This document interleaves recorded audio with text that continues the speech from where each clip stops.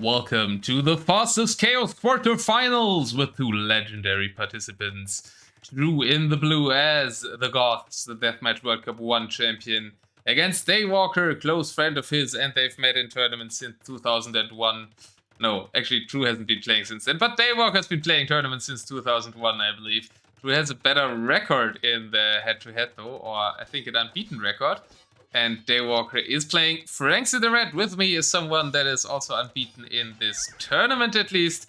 Mr. Frost9. What do you think about map and matchup here? It looks like runestone-ish with like a big hill in the middle. Very interesting map. But I think this should favor. I think it should favor Daywalker slightly. Just slightly. For the mobility is also very close to that hill. Semi-clumping 3 castles under that hill, though has a forward gold there. Stone on the hill, also a gold on the hill for Drew. I think it's a smaller gold for him. So a little bit less dependent on it, maybe. Yeah, his main gold is to the left. There's a lot of gold around Daywalker's base, actually.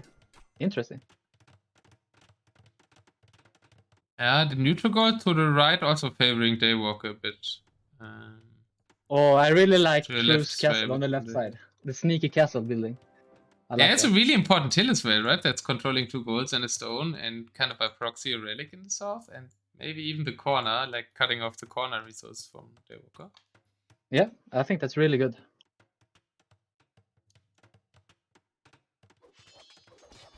And as usual, Ghost is super pop cat.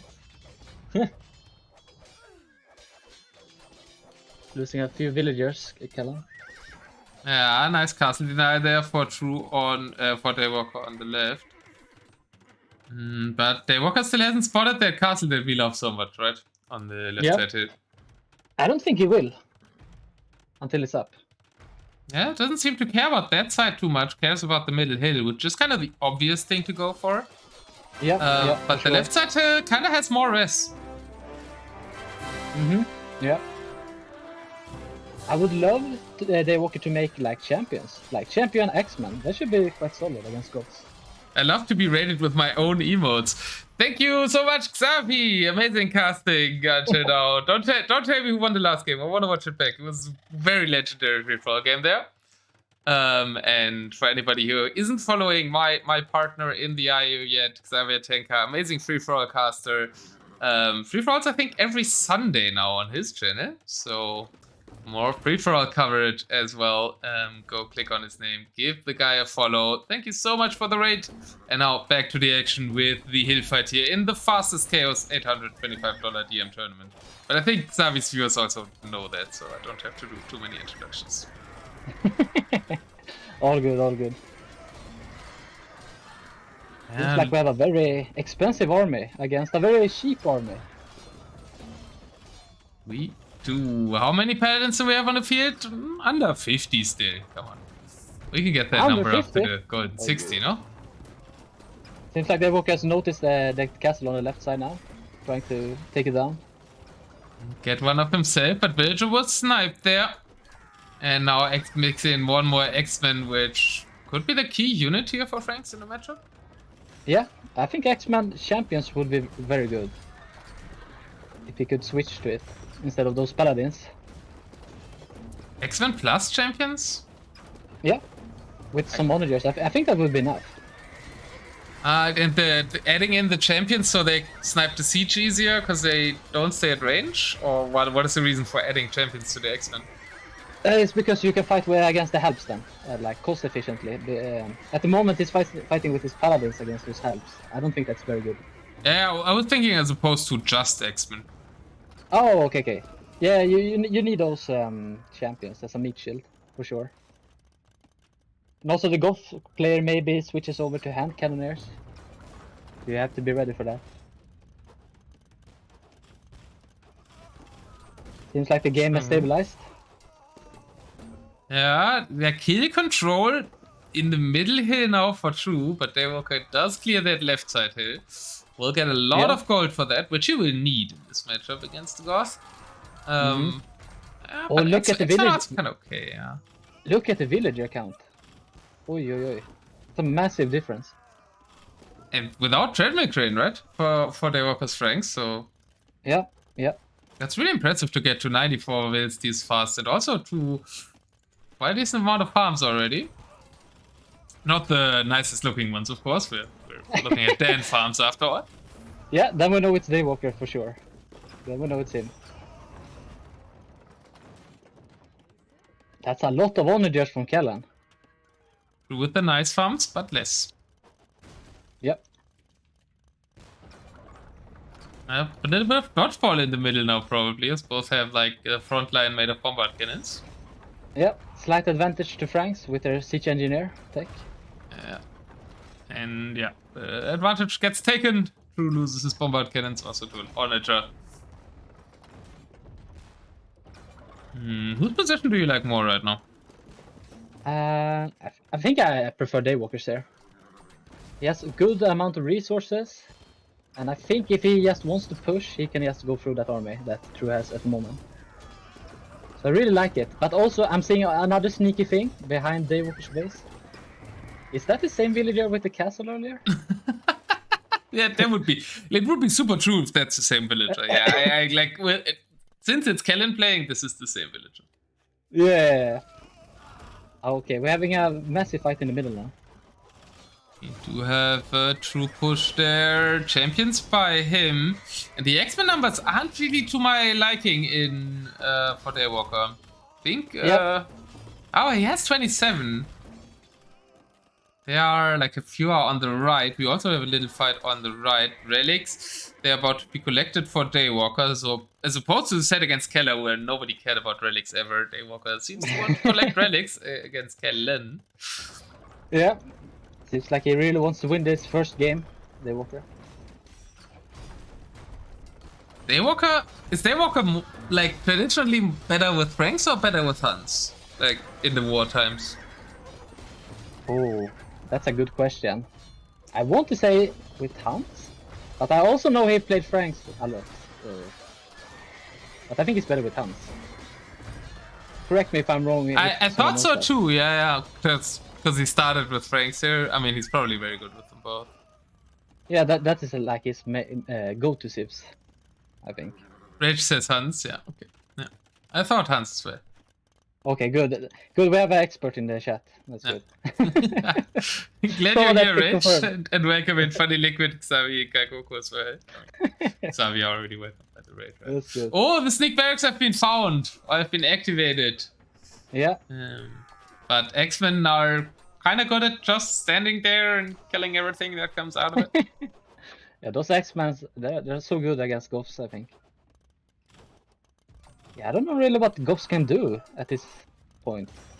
Like, you can switch to hand cannoneer, maybe? Hand cannoneer help? Maybe? Even then, it's very tough. I don't know. There's also Siege out for Daywalker, right? He's going for a lot of paladins again. He has 70 on gold. Like this, Daywalker always, like also like in the round of 16, he had 80 on gold in the one game. I think it's also a way of adapting to these hyper-random maps that tend to have a lot of gold sometimes. So he's just making a farm economy and a Jitba economy at the same time in order to delete later. Yeah. And he's getting 2 relics here, seemingly. Are there relics like stacked over each other on this map? There's one in the Kellen's base, I think. Or maybe he got the other one from somewhere else. There's one to the left. Yeah. I don't know, really. Interesting. So the monk just had a relic next to the other relic, that's why I wondered. But maybe he just brought it to these very oddly placed monasteries there. Placed on the right side. I feel like they're very exposed. Yeah, I think, like, it's... Is it... Like, you know how Kellen always talks about his Jitba bait gold, right? That he leaves the gold open for Jitba to attack there? Yeah, is this a true bait relic? Could be. I mean, True is pushing like... where it is. And Daywalker like is going through the middle. I think it is a true bait relic. He made it intentionally there on the right side. Come on. But the middle is so much important, I think, on this map at least. Like, it's gonna expose Kellen's whole base. Yeah, if he loses exactly. it. So the relic baited Kellen to attack the right side because he wants to steal the relic. He knows I about the guess so. monastery. and then Daywalker attacks to the middle. It's the jitbug bait gold tactic, but just with a relic and against Drew, who doesn't care about golds but does care about relics. Yeah, he's probably gonna get those relics. He's gonna get those relics and lose his face, and I think Daywalker wants that. Right? I love it. Fair trade. I really hope that is actually how Daywalker did it, because it would be so epic. That would be very funny if that was the case. And looking very rough now for Kellan, since he lost his middle hill. Yeah, Daywalker has a prime spot to push from now. Gold and 2 stones now somewhat under the hill as well. Another gold lost to the front of the base as well. There is a back gold for True that he can still take, but kind of lost control of all the other resources. Raiding stables easily shut down. Raiding Rex easily shut down by the X-Men, and more forward castles for the bridge. Yeah, it's looking super good for Daywalker. And 38 army only for the US player. I want to say boy, but boy is weird to say about True. I'm just trying to vary instead of saying their names all the time. KD so brutal? Well, it's Goths, right? Welcome in AR. Yeah, that's a brutal KD. 300 to 800, yeah. And yeah, X-Men are super hard to deal with for Goths, I think. There's no attempt of hand cannons, so it was never really attempt of Scorpions. I guess he tried onagers, but Frank Siege is just better, right? Yeah, I think hand cannons should have been better, but yeah. And I think Daywalker saw the Goth pick coming. Yeah. He smelled True wanted to play Goth vs Huns again. And he said, okay, well, Frank should do alright, no? I don't think that's a comfy start. It's a feel-good start and the better counter. Yeah, this is such a woobly meta Civ, I think. Interesting. Well, such a set with so much history. 2 AOK Civ. Yeah, opening up. Quite fitting, right? Very fitting. It's also just AOK Civs, no? It's not even AOC. Yeah, it's okay, yeah. Oh, is he taking that fight, Kelar, in the middle? Oh. Only if Daywalker kills his own X-Men. Yeah, I feel like Daywalker killed more of his own men than Kelar did. He killed 18 of his own overall. Okay. Yeah, I think that was more than Kelar killed. With that KD, not too unlikely, yeah.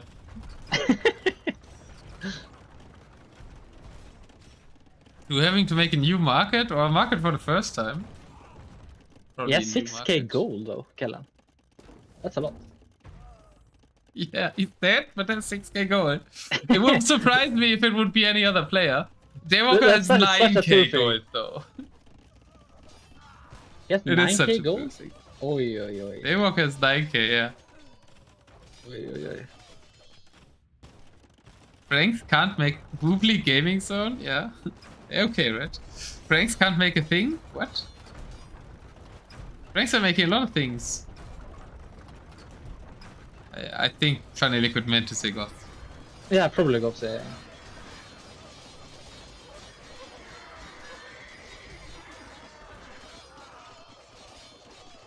Yeah, he's getting somewhat more and more cornered. Right. He's losing a lot of space. He's also not at full pop anymore. 165. There are all the starting houses for the Goths. Usually very important area where they have a lot of houses. Yeah. Relic count. He killed the monastery on the right, by the way, but he didn't even manage to steal the relics. He never picked it up again. Yeah.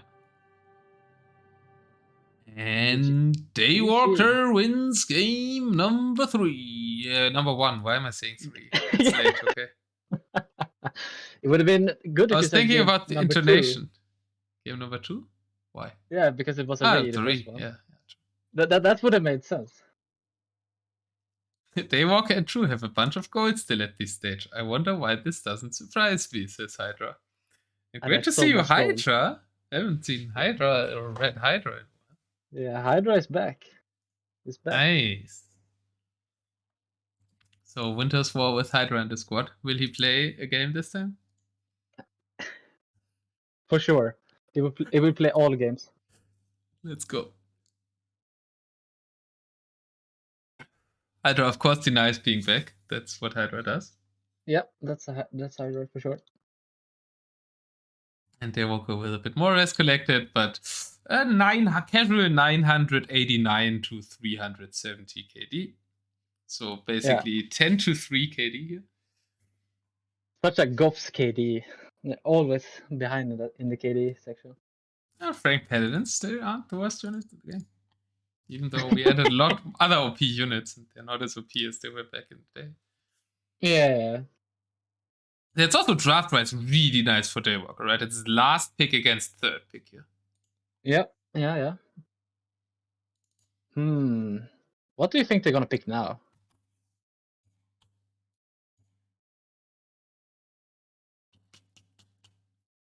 Would be a true thing to pick Italians now.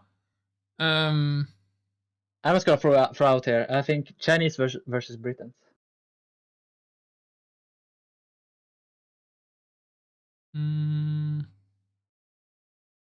Gotta see Italians versus Bulgarians. Okay. So late picks from True, even if he lost. Okay. Yeah. That's we're like, predicting the same thing. Dakilamon said earlier to your comment, right? He really doesn't want to lose game one. He said, yeah, who would want to lose game one? And my mind instantly clicked and said, well, True would. Yeah, he don't want to lose, but he would like not care if he loses the first three if he can win the last four. Yeah, it wouldn't be too big of a deal.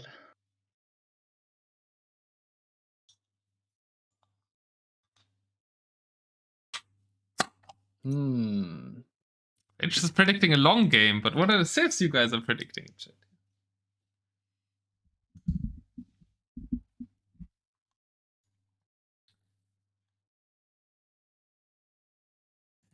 What did you say? What save did you say for Daywalker again? You said Italians for True. Italians, Bulgarians. Okay. I feel like Bulgarians are a nice cat also if they are somewhat okay against everything that True has, so it's a very sensible pick. Well, the reasons for the Daywalker pick. Italians aren't terrible against the draft. I mean, they would have a nice matchup against Huns, against Lithuanians. Yeah, would be a little bit risky against Huns. Yeah, but True is confident. True is confident. We know that. Yeah, 12 says Mayans. I wouldn't pick Italians. I would never pick Italians. Ever. But not even before Romans?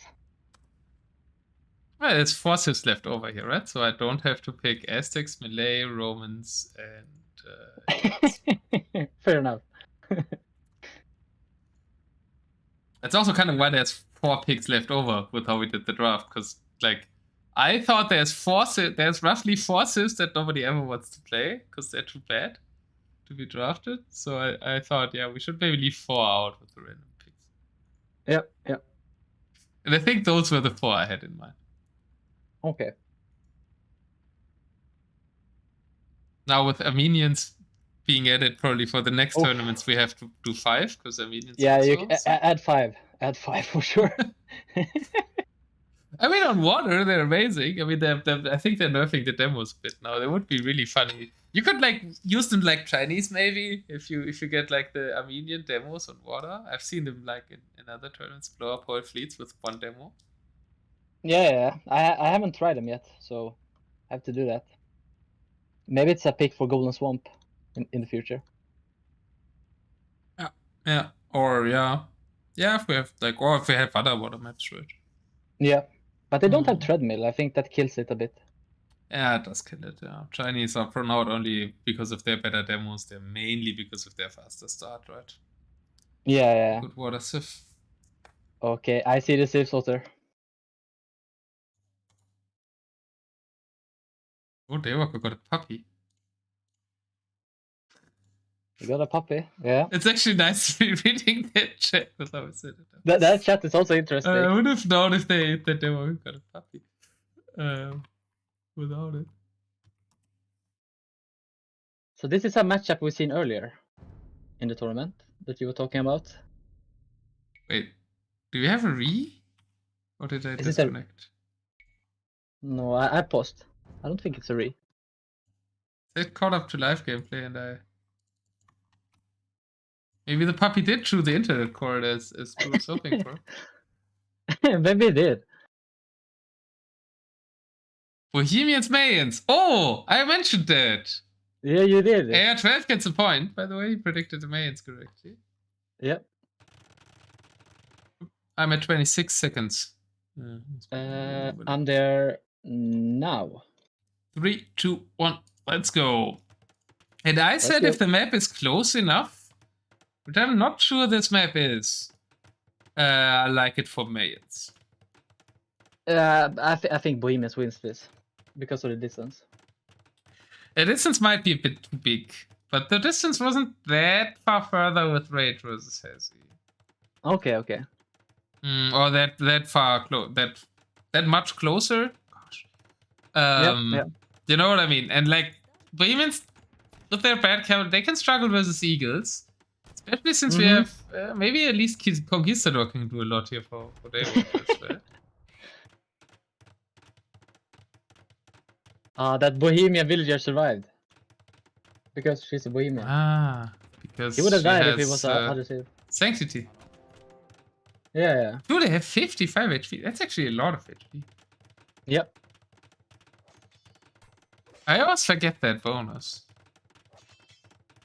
Yeah, it doesn't seem like the rush is doing too much. The Conquistador survives though. Yeah, we're dragging it a few champions away. I wonder if he's gonna try to save that for the entire game, the Conquistador. I mean, it's already useful to like bring these champions out of position, but True gets the castle up, even though it didn't go for the castle right next to the TC. Yeah. Probably also get the other two up, as the early ranged options are maybe a bit too limited for the Mayans to really stop the Bohemians here. And True's build order looking very nice, tidy and clean, and close castles to 3 directions should also enable him to defend his base really well. Secures his main gold with one of them, but will have less stone now to expand onto the map. We have some pyramids again, giving nice vision to whoever holds it. Currently it's Gaia, and Gaia sees a lot. That's important. Could be important. Yeah, they are actually, like, I thought they're useless, like, during the show matches. But once you realize how much vision they have, it can matter. Yeah, for sure. And I think there's a lot of gold again on the map, if I'm not mistaken. So that should be good for Daywalker. Yes. Bohemians are very good. The gold runs out. Mayans aren't. Yeah. Hey, Crazy Joe. Castle denied there to the north of Kellen's base. And Akal is coming over. Thank you so much for the raid, Mr. Akal. I hope casting your 3v3 league went fine. Enjoyed it. We are casting the quarterfinals of the tournament I'm currently hosting. The Fastest Chaos Deathmatch on Hyperrandom, even though Hyperrandom landed us on a bit of a Serengeti / Arabia generation here. Yeah, I think that's a good description.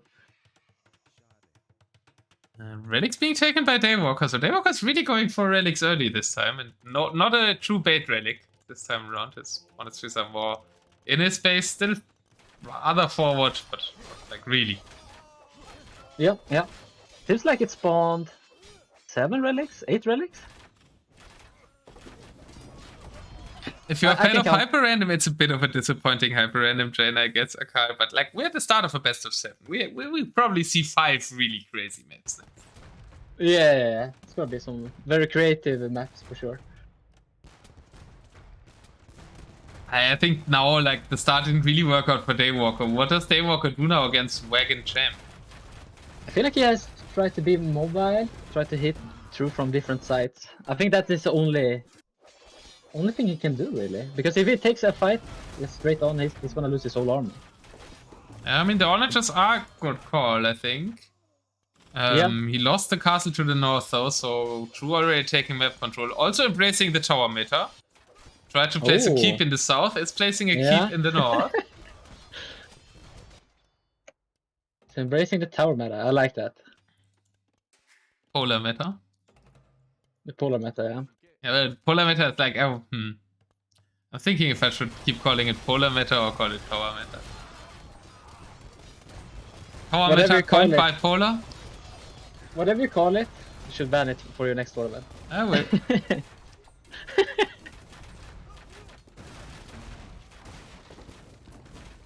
I mean, the next tournament that I'm gonna do is likely gonna be a Ragnarok 2, right? So that's kind of already in the tournament concept that it has the toss. That sounds good. That sounds good. Did you see those Hoofnitz wagons that went up north? They got demolished by 4 onagers. Yeah, no, I had the camera on that for a bit at least. Now, Daywalker. Is that a raid? Is that a push? It's a retreat, think that's a raid. think. Oh, look at all those Hoofnitz. Oh no, it's a Hoofnitz sniping operation. Ah. Look at all those Hoofnitz in the middle, Otter. 42, I think, if I'm not mistaken. Oh, there. I looked at... What, 42? No. You mean the like Hoofnitz wagons? You said Hoofnitz. Oh, sorry. Yeah. I mean, there's like 3 at the front that are currently standing under a castle. Not really under a castle, but they're dying to. Yeah, that's the well, blues. Like the killer unit with Bohemians. It's an interesting development because at the start when Bohemians come out, everybody thought the killer unit of them that can't be killed is the Hussite wagons. Then they nerfed them, and everybody thought, okay, Bohemians are all about you make 10 or 15 Haufnitz in, nothing can stop that. And now nothing can stop that still, even though they were nerfed a bit. But the wagons were buffed again, so probably they have 2 OP units right now. I think they're very strong, but I don't know if they're OP. I mean, if you have paladins, you can kill them. If you have Rams, Rams used to work when paladins didn't work yet even. So Rams probably still work. But in that mass? They're still strong. They're still strong. Yeah, I mean, they're taking out a few, but like, I don't think the Rams are enough to push that back here. Especially with the champions like around them to support the wagons at some melee attacks. It's a really interesting combination because it's not much about like hand cannons. Like what we saw from Bohemians in the past was a lot of hand cannons, a lot of Haufnitz together with the champions. But here it's just... Well, we need Haufnitz again to siege, I guess. I feel like he over-queued Hussite wagon though. I mean... Do you really need 40? I feel like that's a bit overkill. It was like my first thought was True needs more Haufnitz and less Hussite wagons, and then I was unsure how good Hussite wagons are now, because they are quite good now, I guess. Yeah. So that's why I told the whole story about Hussite wagons and Haufnitz, because I didn't know if it's bad or not. The whole history of the Bohemian civilization. Let's go. What was the wagon fort, right? What's the solution? I think we also had that discussion. Yeah, I think we were both casting it like it was. Yeah.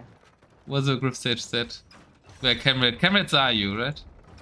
I think so. Yeah. Yeah, where Camrat had the wagons. We just need more towers, says Polar. Only 2 in the middle. Come on, it has to be at least 3. Obviously, Polar sees this meta being not fulfilled. Oh, I think this is a very good fight for Kelar. Is it? If the champions die, the Eagles can probably mop up. There's more Rams coming. He just needs to retreat though. Kelar. He doesn't need to stand there. Well, I guess he's gonna stay. Other Rams? He needs to run from the Rams, I think. Haufnitz are trying to shoot them. He's taking them down quite efficiently, I think. These wagons are too good against Rams. What is this? They're not supposed to be good against Rams. They're better against Rams than they were like when they first came into the game. That was such a good fight for Kelar. It shouldn't have been though. Okay, they are OP. He's down to 20 though. He's down to 20, he has 50. I'll say they are strong, but not OP.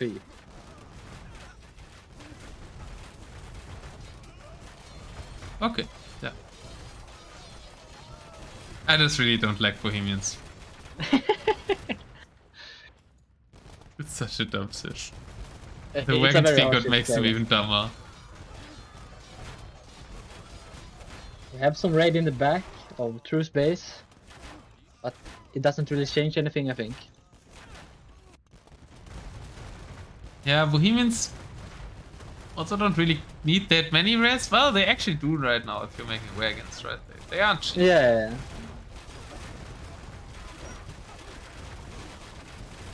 And another ram wave in the middle. I think with the way they changed them, onagers are a better counter now than rams. Yeah. It used to be different with like the old wagons, but it looks like they're quite good against siege rams, and I think I've seen them being absolute dog shit with onagers. Yeah, they're bad against onagers. So I think rams might be a bit of the wrong siege unit here for Daywalker. I mean, they're like mains have better rams than they have onagers, sure. And onagers get countered by half-nitzes, so rams being better against them was better for everybody but the Bohemians, and I felt like there's way too many P's in that sentence, and I'm surprised I was managed to speak.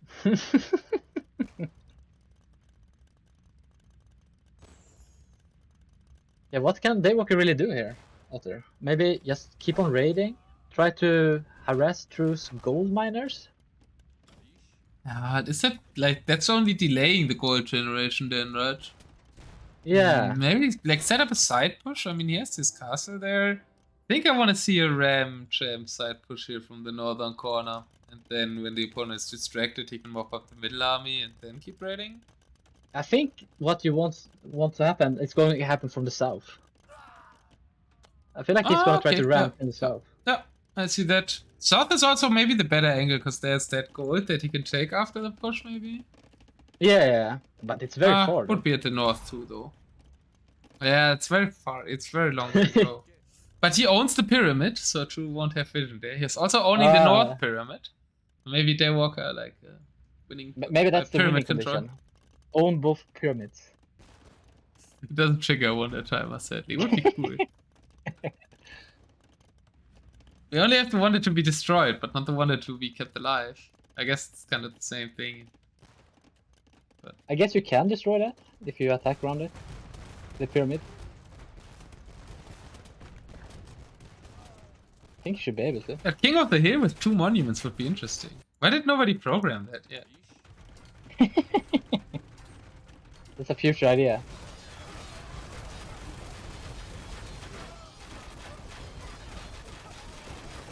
Oh, that's a good fight, I think, for Daywalker now, in the middle. I thought the ramp push was going, but it's actually, like, villagers going to mine the gold. Yeah, I was looking at it earlier, it was like a migration of villagers. Look at the top right side. I like how the Hussite wagon is fighting a castle.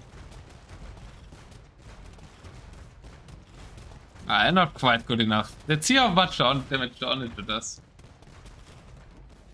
Nothing, because the wagons just kill it. I think it's pretty good though. Daywalker is holding in the middle, right? And he will also hold the northern gold tile. There are only 3 villages there. Probably could use a TC there. Yeah. Give us the ramp push. I feel like True should try to add barracks closer to the main battle, because it's such a far way for them to walk from its base up until the front line. Feels a bit like DM World Cup 5. I think we had those long games, that long set of True vs Solara, where like neither player added forward production buildings. Yeah. Reminds me a bit of that. Yeah, this is very similar. Seems like True has had enough of all the raids. He's trying to build some kind of house wall. At least on one of the sides. Universities, man. You're not as smart as frickin' Andy. Yeah, I remember that. Smart boy. I mean, obviously the actually best wall is seed workshops. Universities get a coolness bonus. Yeah. It's a very smart wall. Here comes another ram wave in the middle. Oh, and there Daywalker also embracing the tower meta around the forward border is sticking. Oh, okay. Polar has infected everyone with towers. Yeah, Polar is the trend setup of this tournament for sure.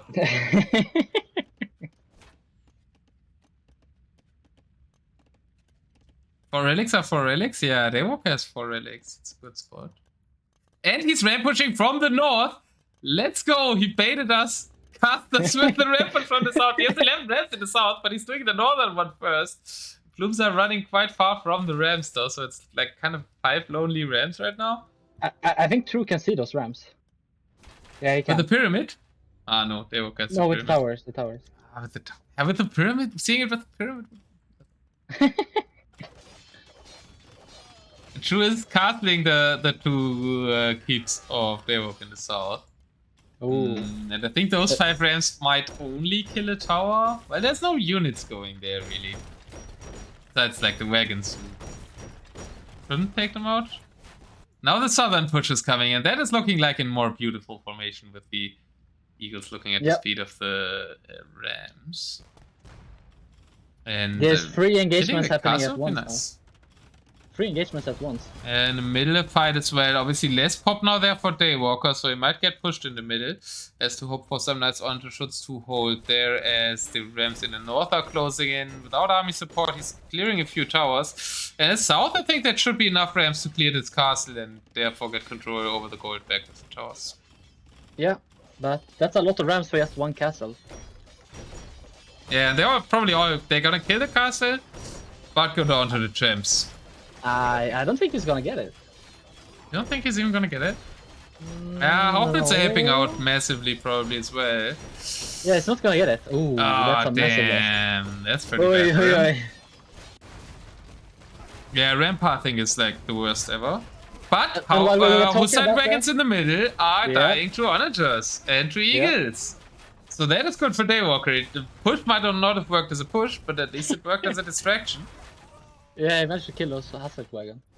And he cleared the northern towers. That's a wood control win, I guess. Yep.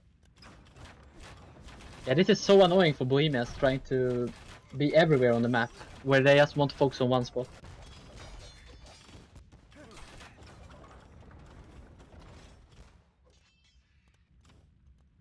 Seems like Daywalker has forgotten like 20 eagles on the right side. To the middle. Right middle side. Yeah. Ah, there. Yeah, they stand out kind of oddly. They killed something and then they didn't know what to do with their lives. Drew is getting the gold on the south west. And that is a big gold pile, 6k there. Ooh, but Daywalker's getting the southern one in the southern corner. That was also a 6k pile. I remember checking that earlier. Yeah, there's still a lot of gold to be mined on the map. Daywalker has a bag. Yeah. 5k. 5k, that's huge. Also good food still, 1000 stone for both. Drew also looking really nice though, especially with the 10k wood there. Yeah. We said we wanted to outlast NAC, right? So the 10k wood make me hopeful. I didn't think it would be a map like this, but maybe. I think I talked about it with Be Easy earlier. He sent me some really nice messages and we talked a bit. Nice. And like we agreed on that. I think that we thought runestones tends to go longer than the hyperrandom maps by a lot. Yeah, fair enough. And this is a bit more like runestones, right? So even though the wood isn't too plentiful though, what trees are these? 2 different kinds of trees: dragon trees and dead trees. So we have 100 wood on each. Yeah, then it isn't really much wood on the map. So even if it's a wood control, it shouldn't go too long. Yeah.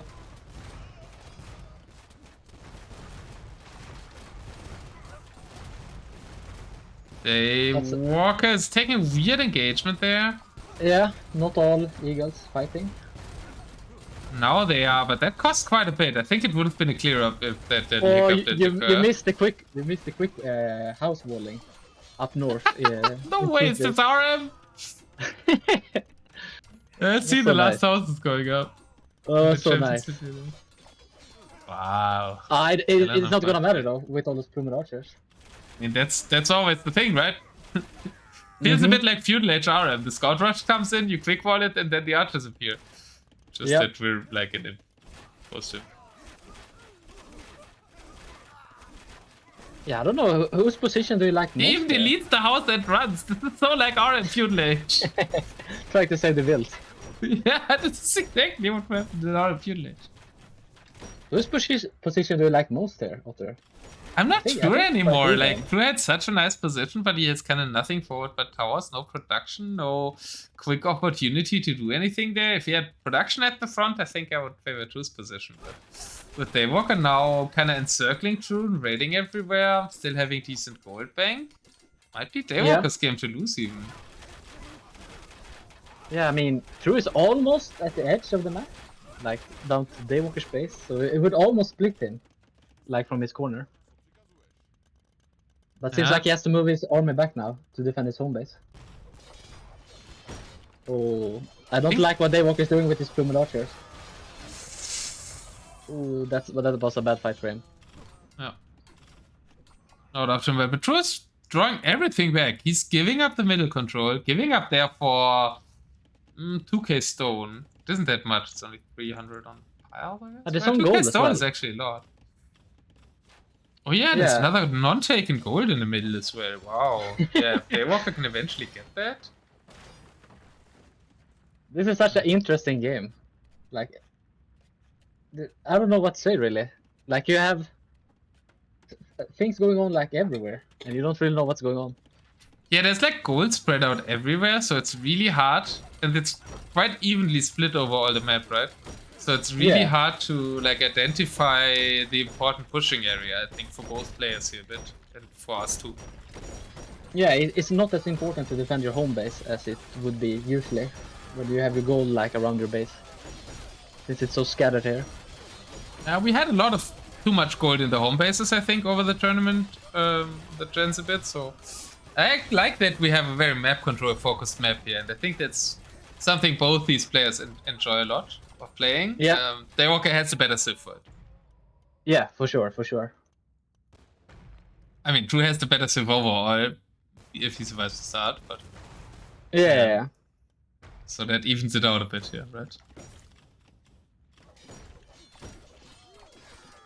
Whoops. The fake pings, I like it. Mind game started. I said oops because he pinged. I thought he pinged something that he did an oopsie with. Ah, okay. I just saw that house, but that probably was a ram. We're trying to push the north, where there is still a lot of gold actually. There's 4.5k, but the south is empty now, so...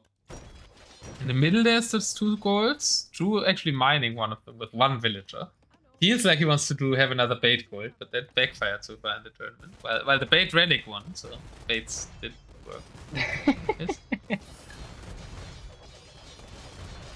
And Daywalker is still on only 6 farmers. It's been there the whole game for 45 minutes. And he's not making any food unit, right? Besides eagles. Yeah, it's enough for his eagles.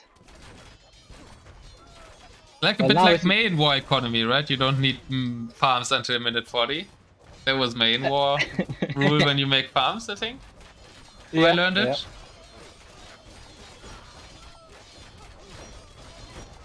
That's a good fight for True in Daywalker space. Yeah, killing really all nice. the eagles. Where are these ramps going? No, ramp pathing is so bad. Let's try to retreat them. And Daywalker clears the north. Oh, that's super important, because that's the one area True was looking to get here.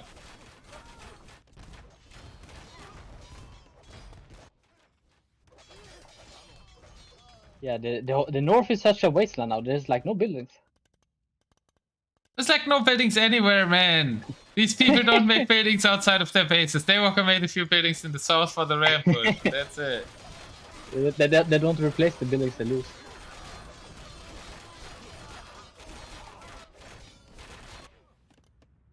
True made 4 barracks in a little bit forward now, at least. on that gold. Ah, yeah. Yeah, that's better. So That's better. so he did like make his production a bit closer. Seems like Daywalker is starting to struggle on gold, though. True. Yeah, I guess he's making very gold heavy units here, right? Yeah, the Rams are probably taking up a lot of the gold. And wood now. The wood is starting to become a problem as well. So much gold on the map, but Mayans still don't have non-gold units. I think it's because he Especially has not against too big of an army. He needs more villagers. Think so? Oh, he's taking a bad engagement again with his plumed archers in the middle. Ay. It's a good engagement, he's just not taking it. Now he's taking it.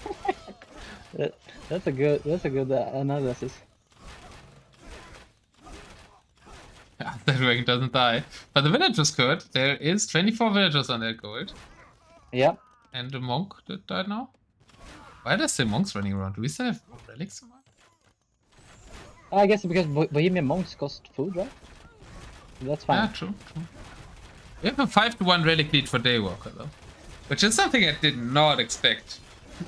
But I guess Mayans have an easier time collecting them with their mobility, but still, true Daywalker, I would think true would have more relics in general. I think he was really quick picking them up early on. Killed some more wagons there in the middle. We won the northern side of the middle fight though, and there is another, I don't know, the Blooms are just running around trying to find stuff, I guess. But now they're running around at the speed of a monk, which is not exactly running. I feel like True is losing a lot of ground though, in the middle. Being pushed back, like he's almost his base now. Look at True's Q! 140 champions! Yeah, that's a lot. 150 now. It's stone in the middle, yeah. Daywalker now wants to get it. He's ready for the long game. And Daywalker is ready, he's 3,000 gold. Yep. And True is ready because he's got 140 champions. 2 castles as well, like Daywalker wasted, I don't know, used 2 castles on the northern gold. One of those castles is very interesting though, like the right one there. I don't know what it's protecting really. Yeah, it's an Enso castle. It's protecting from invaders from space. Yeah.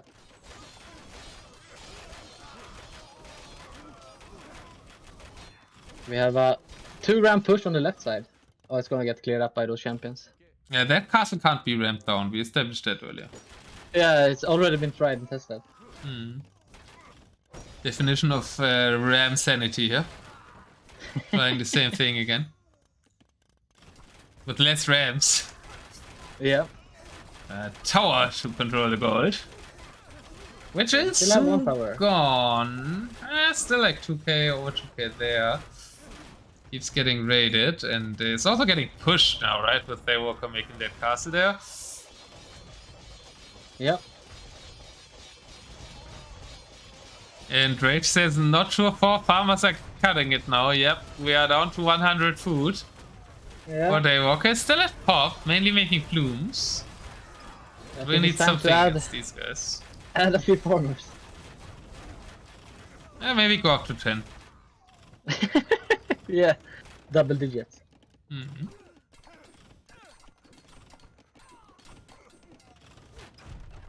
think Daywalker's gonna lose that castle and True will end up getting that stone, which should even the stone count. Yeah. I mean, there's still stone down to the right of the map, in the corner. Oh, wow, yeah. 1,500. Yep. Middle has a bit more. 3 castles, 3 Haufnetze, and the champions nicely retreating behind the Hussite wagons so they catch the arrow fire. Yeah, that was really good move there. I think Daywalker's trying everything, but I feel more and more that True's gonna take this one. I mean, I like what he's trying to do, trying to attack from all different angles, but Bohemians is just such a strong sim against Mayans. Those Hussite wagons are so hard to kill. I mean, the thing is, Drew could also run out of gold for Hazard wings, right? Yeah, Daywalker has absolutely. 5 relics. Yeah, maybe if it goes super late, I don't know. So you keep making plumes. With 5 relics, you should be able to keep 60 plumes alive at all times. Yeah. Then you can probably play like something. I don't know what your front line is really. Helps. Plume I guess. two-handed? Yes. Two-handed, yeah. Then we're desperate. Yeah, I don't know. Super late could be very even as well. Just plume? Full plume army, I guess. Bohemian skirms are okay though. So maybe plume skirm? Yeah. I mean, it's not like Bohemian Lightcalf can like counter main skirms that easily. Yeah, May and Skirm, they throw double projectile if I remember correctly. Yeah, Bohemians have Lightcalf but without bloodlines and without last armor. Yeah.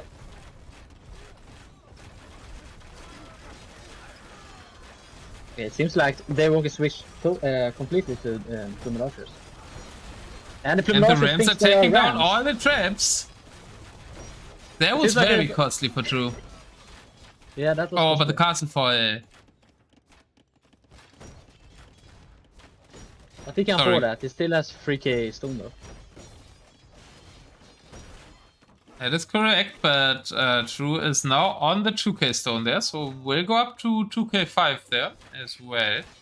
Yeah. And I'm not sure if Daywalker realized he has stone on the right. I mean, he has army back there currently. And he has 11 farmers now, as Hydra points out. Oof. It's expanding the economy. Oh, farm count is matters, right? True, Daywalker very good with quick farmers. He was actually very good with quick farmers in the last game. And in the last set. And he's making farms now when he needs them. Which is being quick with farmers, right? Even if it's at 1 hour and 2 minutes. Yeah, he didn't need it earlier. Yeah, Daywalker has units everywhere that's like AFK. Yeah, like to the right, there's in one castle like 20 plumed archers up north. It's a lot of units he doesn't use. Down south we have a lot of units as well. Yeah, maybe another ram push being prepared, but no rams. Yeah. Or there's a ram push without rams. Not a push because you can't push without siege. That's not a ram push, I can tell you that. Yeah, but it's not a push either, because just plumes and the eagles can't push. So it's nothing. But he knows those rams doesn't work against that castle on the left side, so he's gonna try something new now. No, he's not. He's making rams. He's making rams in the middle. Where's he making rams? No, he's moved the units. I guess it's just like a ram push without rams is a raid, I think. Yeah.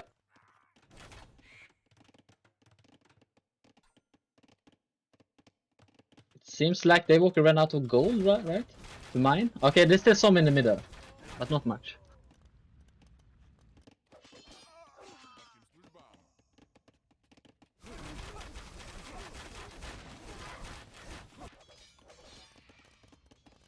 That champion's queue is still pretty huge from True. Well, Daywalker successfully cut it in half. From 150 to 70. I guess it did. Daywalker sold all the stone. Oh, good spot trappy. Yes. Aye. What do we think of that? I don't know. I mean, I guess it's fine because he has that stone behind his base. I guess it's okay. Has some idle army in the back there as well. Yeah, it's still now ram pushing through the middle again. Yeah, I don't think that will work. But he's gonna get the stone, I guess. But not much more. Yeah. That's a lot of plumed archers. It's a lot of rams plus kill one tower. And the really Hood wagons are coming again and there's no eagles around, so what is the army gonna do? long as there's Yeah. Hussite wagons, it feels quite weak for Daywalker, which is why I would somehow want him to fight with Crash until the Hussite wagons are gone and then add Eagles again. Yeah, trying to get some helps or something. I don't know. Yeah, It's just very hard to help kill Bloom those. probably. We have a melee unit against the Hussite wagons that doesn't cost anything. Yeah, the Plumber Archer does nothing to those wagons. I think that's what he's trying to use the Rams for mainly, Yeah. but they're not really good enough. Oh! Killing his southern punch. There's still so many wagons left though. 14 wagons, 20 on the field still for True. Back to 150 champions, thank you. He has a lot of villagers as well. 140. Yeah, he has That's a a lot. way more pop efficient army though with the wagons, right? So Oh, maybe yeah, for yeah, that? Yeah.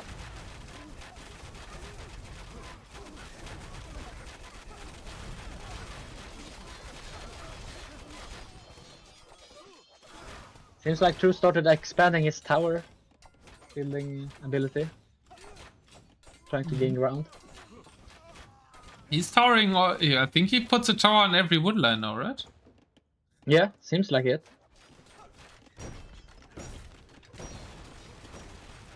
Seems like he's towering every woodline he's shopping.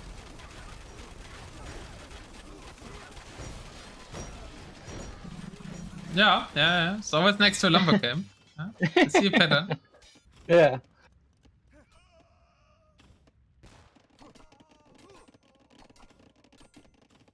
What's the champion queue now? Is it over 100 again? Yep. 130. Do you not see them? That's gonna be so hard to break for Daywalker. Daywalker has one Especially very now- secure woodline still with 2 castles on it. I guess 2 more woodlands at the front of his base. Ooh. Do you see the Hoffnitzer mic? still there, yeah. I'm Oh, looking yeah, at getting some it. good Some shots. nice shots, but how losing the Hoffnitzer Ooh. is quite detrimental to as well, though. Ah, but he lost a lot of Plumber Archers there, Daywalker. And we're starting to get down on very low pop. That's an issue. we But started- True needs the siege to push, right? If he loses the Hoffnitzer, he can't like use his bigger pop. Yeah. Where does he want to push? Where should True push? I think he should try to find his relics. Like, go for the relics at this point. Yeah. Sort of in the middle, yeah, you're right. Since Menace doesn't need that much farmers really, and there's wood like everywhere gathered around, so that's also hard to hit. Yeah, go for the relics. Try to AOC locate more them. butts. Well, Daywalker tried to raid earlier, but there's like farms are quite protected. Yes. And like it's hard for mains to raid now because you don't want to use waste gold. That's very limited on eagles, so you can't really raid. Bohemians don't have raiding units, so I think they are players who like to raid, but the Civ matchup and the late game kind of not allowing it too much. Yeah, I agree. That is very raidable, yeah, but on the other hand, he doesn't really use the food anyways, so raiding the farms wouldn't do that much. Even if I guess you could sprinkle in some even Bohemian Nightcap by now. Try to snipe some woodlines. But they aren't really protected, so I guess champions can raid the woodlands as well. Yeah. And True for is sure. like, rather than raiding the wood, trying to expand through all the forward wood and towering it, which is like the slower way to do it. True always tends to do the slower way. That is like safer to work. Seems like True is going for that knack thing, trying to outlast them, for sure. I took over the pyramid for it. Did they take the pyramid? I lost it again. I will take it over again. Oh, look at the fight up top north. That was some good Hoofness shots. Oh, another one.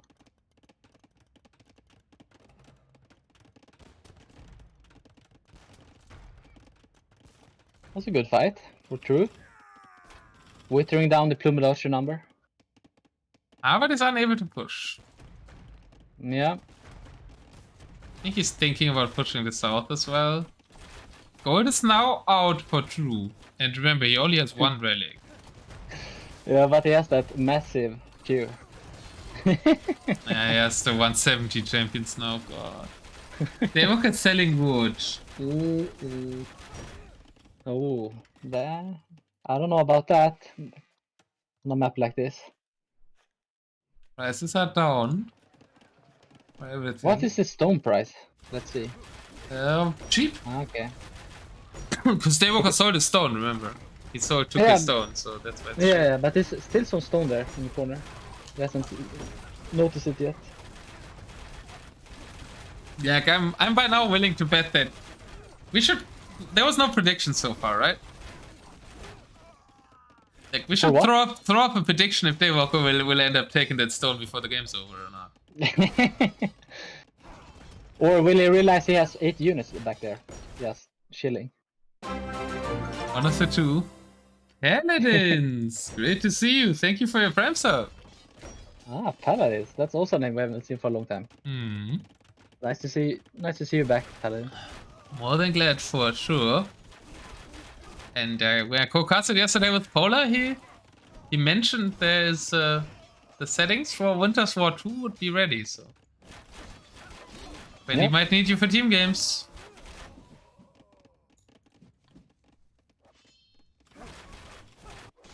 True champion killing TCs. Let's go. The sword attack. They took down that TC very fast. And now True will see the stone. Don't tell me True gets up like sneaking that stone. No, that would be hilarious. But the Eagles would be there ready to raid, right? It's gonna make the plumes have been activated.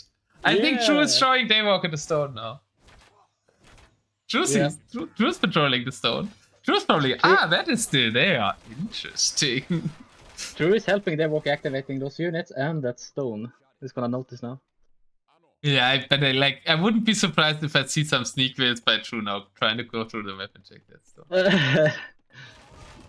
There's no way he can sneak down. Well, maybe. Yeah, there's no structures here. He has these 3 houses. If he goes over the tower, house, like a bit like stepstones. Okay, there's a Daywalker lumber camp that he needs to kill first, so Daywalker doesn't see it. Then kill the mill and don't run over the farms. And so. Farmerless farms. Yeah, but I think they still have line of sight, right? They Farmerless farms have still like line of sight over their heads at least. Nowhere else, I think, but over their heads. Daywalker still defending the top side. True has got all the wood control in the middle by now. Yeah, it's deforesting everything. Just a huge desert now. And Daywalker's running out. He still has the gold in front of the wood in front of his main base. Yeah, still has some behind his base and to the right. Yeah, and True did show him the stone. He did. But he's ready to raid the stone. He is. Ah, but he comes. He's gonna get cleaned up.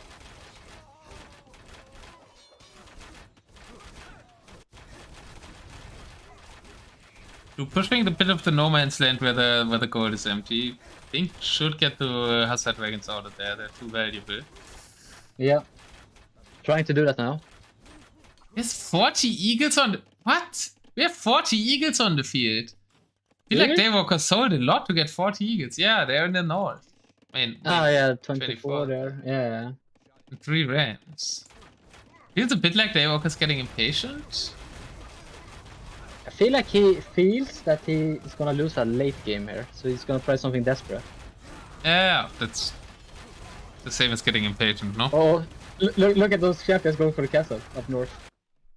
They're doing it. That's boy. Not gonna work. That's not gonna work.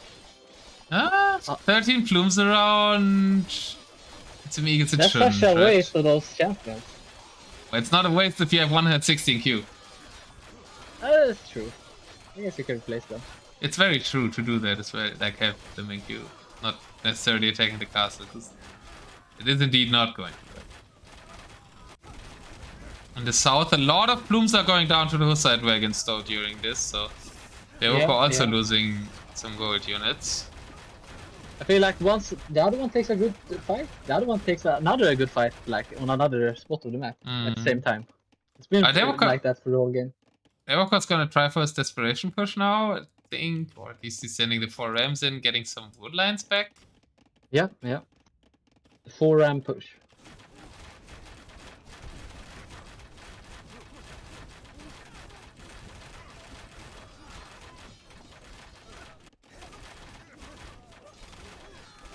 I really like that Kelar has a tower on every single wood line he's shopping. Looks very funny. This isn't that much of polar towers, I think. Polar towers are 3 in a place instead of a castle. And True always used to do this, like late game wood control towers on the wood lines, something I've been doing for a while as well. Yeah, so it's very good because you can save... pretty classic True towers actually that he's always been doing. It's easy to save 5 villagers, just jump into the tower. Yeah, and then would also kill some units, right? And you force your opponent to make siege or something to destroy it. True going for a push in the south, 2 trebuchets there, 3rd one coming, he's waiting for the 3rd trap. Daywalker can see it though, so he should probably start trapping. Yeah, seems like they're gonna trade some area here. Oh no. I thought Daywalker could only see it because of the pyramid, but he wants the pyramid. Yeah. I really want the pyramid line of sight to matter. It probably matters somewhere at some time. Yeah, it probably mattered already. Not in the scene I was trying to point it out. Yeah, securing that corner. It's gonna secure some wood line. Yeah, it's 2 quite big wood lines, which are hard to count because it's different forms of trees. Looks like 8k wood. Okay. But do the pyramids do nothing? I mean, they don't do nothing, they give you line of sight. Quite big line of sight. And they look cool. Yep. And they can be like taken over. They used to be Gaia at the start, and whoever has units next to it takes them. For example, True is pushing next to it right now, and that pyramid belongs to him. Kills the castle, takes over the southern corner. Blooms are evacuating. Yeah. And besides clearing a few towers, the rams have died in the north. I guess freeing up some wood lines for Daywalker, but his villagers are taking wood. Where are they taking wood actually? He's back wood now. I feel like they should try to get forward wood right now. Yeah. Seems like Daywalker sold off all the stone he's mining. Yeah. Skirms now by the Bohemians. I think at this point we have to see May and double projectile skirmishes, no? The latest now. I mean, it's mainly a champ army, but they aren't even that bad against champs. And then we don't have to sell all our stone. Yeah, I don't think we're gonna see skirmisher from mains. Yeah, I think it's a mistake though. Like, you have like an army of like where 30 plumes are mixed in, but then you have 100 skirms kind of like meat shielding them and also doing quite some damage because they do 2 damage per shot. Yeah, the skirmisher will be, I think, a bit more viable than people think here.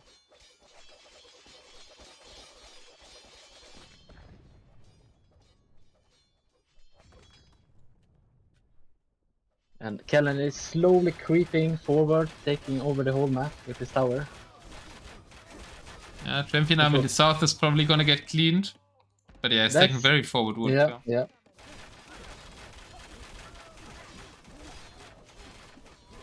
Seems like True is trying to figure out where should I use my traps. There's 3 traps just standing in the middle. I mean, he sees Daywalker's army being in the south. Guess he doesn't have he has champions in the north. I think he could maybe try to snipe a castle up north, but it's very far from his protective structures. So. Seems like he's gonna go for the he's middle. going for that. No, I think he's going north. Ah, no, he's going middle, yeah. The relics is the true goal, right? Yeah. I mean, it would probably outlast Daywalker even without those relics, but if he wants to add it faster, yeah, the relics for sure.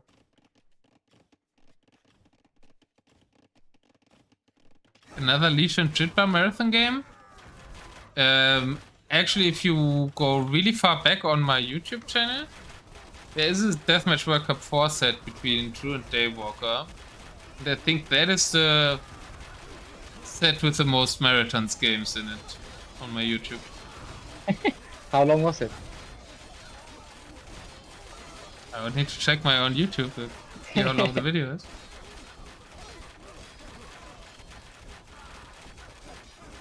We might beat it today.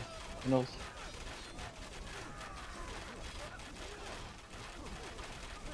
I think it should have been also best of 7, so it could be comparable.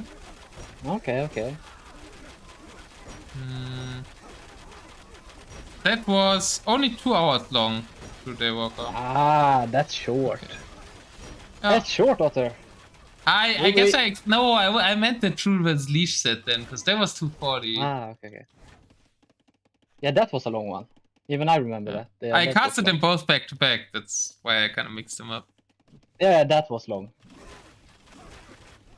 Wasn't it like a Vikings Italian game or something? Went on forever. Yeah, exactly that. Or was it Lithuanians? I don't remember. I think Vikings was at least one of them. Yeah. Viking Lit? I don't know. Could be. You guys can find out. It's also there. It's right next to it. Put my dream grand finals or something is it called. Because I wanted Legion True. I was fanboying Legion True, right? Yeah. Then, to beat Viper. Yeah, too bad that never. Now the traps are in the middle. Not far from the monastery. Closing I in on think those when the relics. monastery falls... not necessarily, we can still be rebuilt, but if Drew gets hold on the relic, that should be the finishing goal. Yeah, I think that's game over then. But those maybe Hussite already wagons. sooner, because this army of Drew, still with Hussite wagons, with the skirms against the plumes, but they were not really, even with 5 relics, being able to go for enough eagles. Ah, maybe it's managing. I'm saying that, but it's not looking too bad for Daywalker in the fight, actually. Yeah. Yeah, it's gonna clean that up.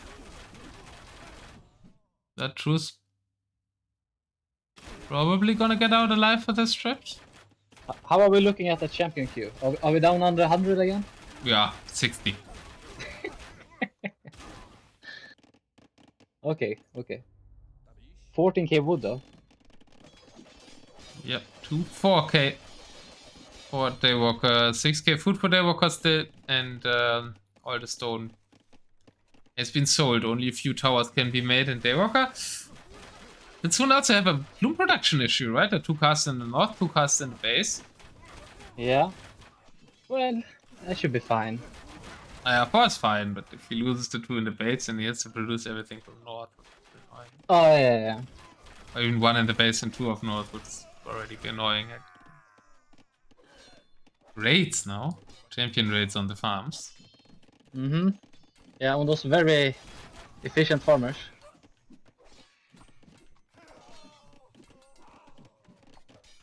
Seems like True is going for another castle. Trying to snipe it.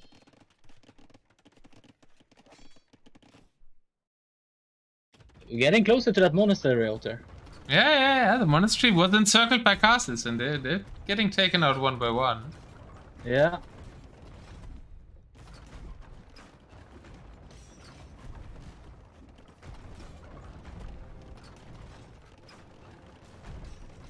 By the way, if you need to go in between games and get a drink or something, then you might want to do it now, because I would definitely have to take a break between this game and the next one. I'm good. I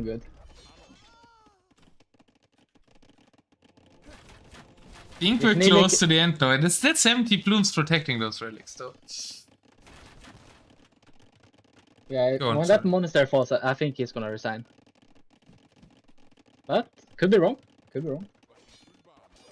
Another raid coming in up north on a very exposed economy. Now it's basically an exclusively plume army. 92 plumes on the field for Daywalker. 90 plumes at the same time. I like how we're refusing to make skirmisher. Yes, I guess as long as we can afford plumes. Yeah. probably okay. I mean, the economy is not looking that bad. 7k wood, 6k food, not bad. It's just very exposed, so the raids... He sends always too many plumes after the raids, I feel, because now... The He might have monastery. 100 plumes, but he has 80 in the No. north, and True can push another structure, in this case, the monastery. Rip. And... She still has one next to it, and it's making a monk. So, Daywalker's playing on. Yeah. But his army is still fixing raids. I think he should just make a party of 30 for raid fixing and make a party of 60 for like defending. Yeah. I agree. I think he could clean up that army that True has with all his plume and archer. Next castle under attack. Yeah, he needs to clean up now, I think. Yeah.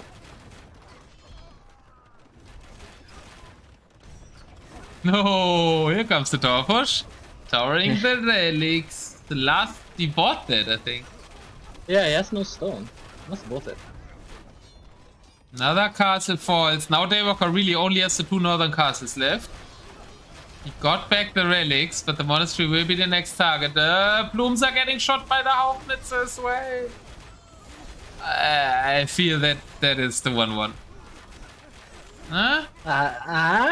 Nah. Nah. No, wait. I think you're gonna love. Look behind the Daywalker still.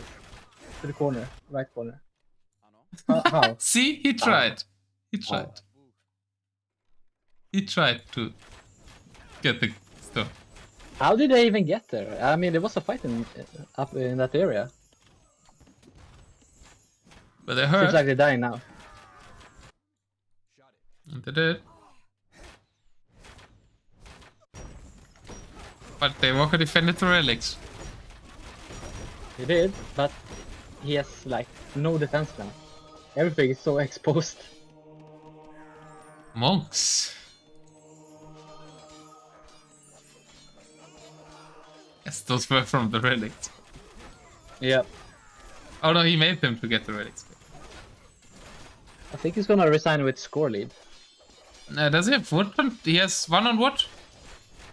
1 on wood, yeah. Where is it? We don't know. It's a mystery where that lumber is. Probably someone really far lumber on 1 tree somewhere. Who's even getting one in the south? There's a tower there.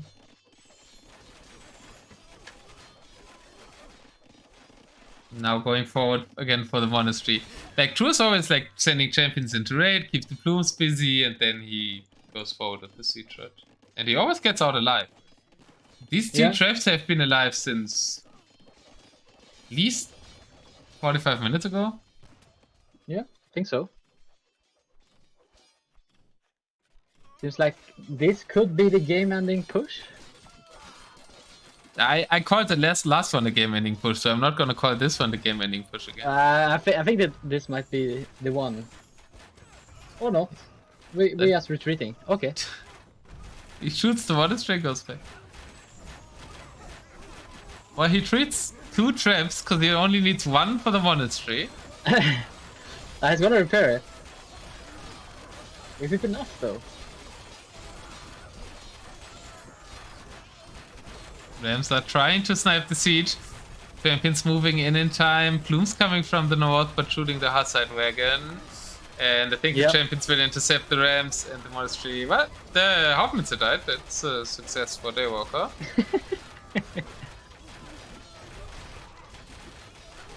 And it was the final push. Of course, the one I was not wanting to call. GG. The 1-1. Wow. What a game.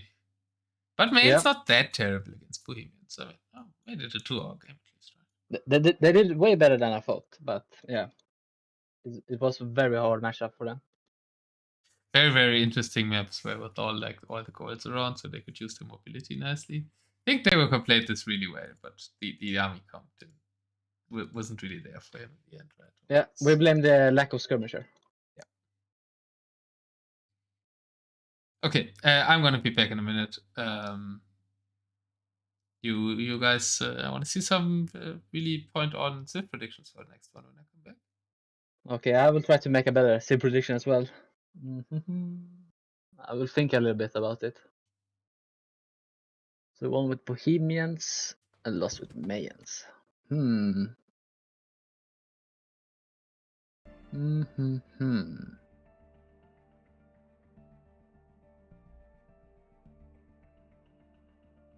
Hans versus Persians. There we go. Persians versus Hans.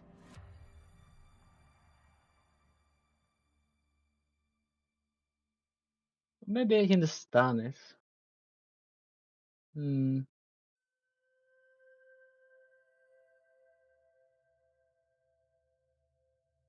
Let's go with Persians versus Hans. That would be fun to watch.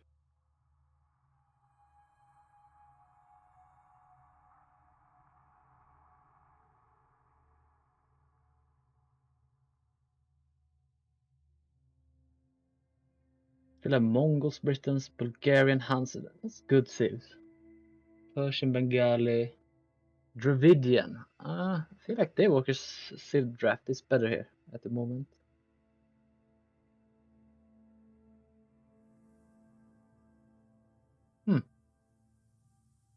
Could go either way though. You want to see Britons with those towers, right? Rage. A lot of towers. And werewolf trap.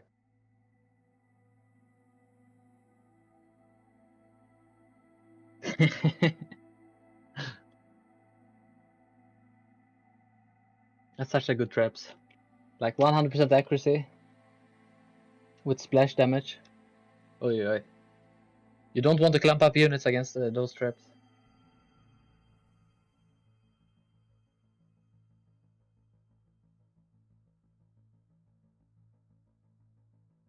I think I could be right. I like that.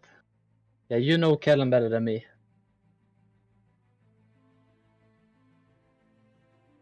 Persians. Do you think your brother would pick Hans then? Maybe Lithuanians instead? Nah, he would pick Hans, wouldn't he?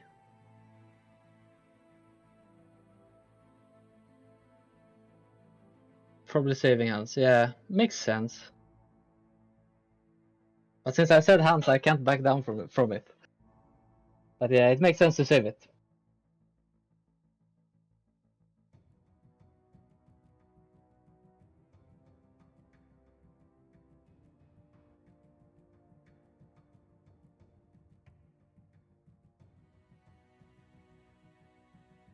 Yeah.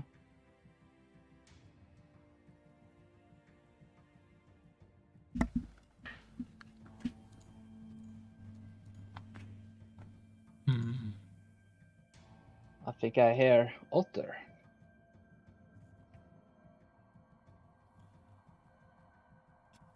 I'm tempted to just say Italians, Bulgarians again, but... Did you hear what I said? Yes, Hans Persians, right? Or did you change your mind? No, that is correct. Can't back down from it. What did Rage say? Britons? And He no thought Hans? I thought that Kellen would pick Persians. I don't think he said anything about Daywalker. Maybe Britons then. Britons is still too risky, I think, with Persians and Bengalis. Didn't we see Persians versus Britons earlier in the tournament? I think it was coming. Yeah, did Britons win that? I guess No, they did. I think he lost with Britons in that match. Or did he?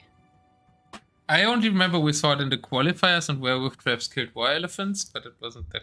It was Boomstick against King Arthur. Oh, okay, yeah. So Boomstick ended up I winning. remember that as well. But, okay, I'm seeing the saves. I remember we saw it again as well. Okay. I can tell everyone is wrong. Everyone is wrong. You see Dravid instant? Nope. I'm sure not. These, like, True is so hard to predict with it. this. Yeah, I don't. You're gonna think this is very interesting because it's a very interesting matchup. That I like. Oh boy. Yeah. Bengali Khmer.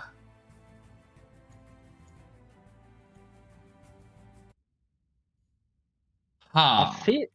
I feel like Bengali should just rush down Khmer here, but I don't know. I'm at 35 seconds. Okay, I'm there now. 3, 2, 1, let's go. Let's go.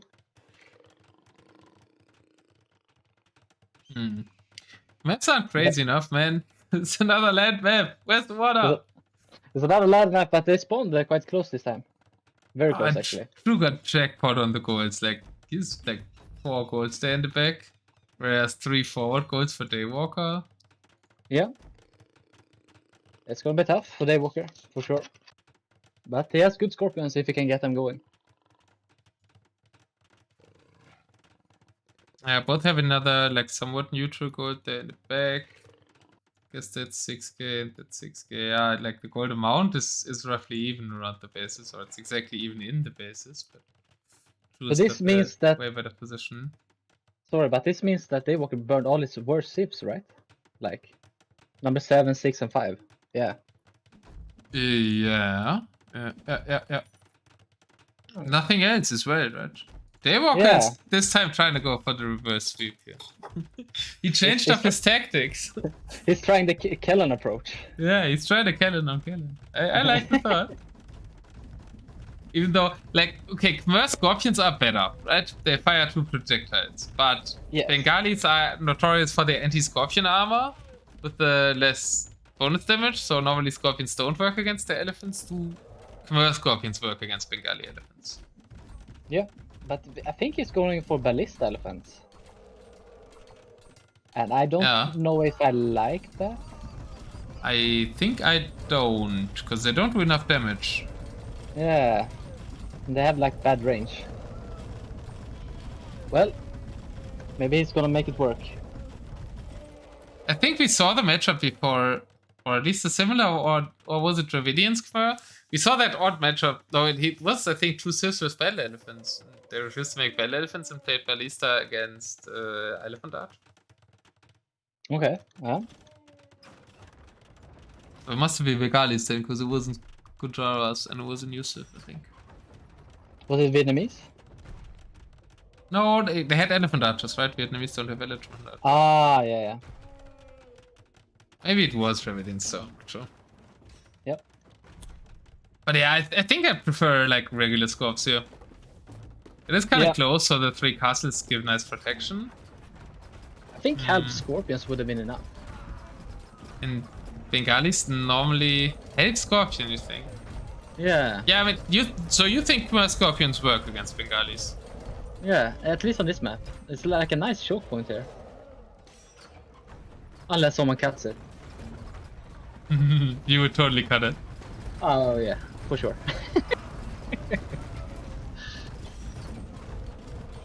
For sure. This is such a heavy, expensive fight now. Yeah, so many elephants in one screen, man. Yeah. And I mean, it's 50-50. At least True isn't adding elephant archers, so we don't. Otherwise, we could have seen 4 elephant units fighting each other. It would have been kind of cool. But it's Rata battle.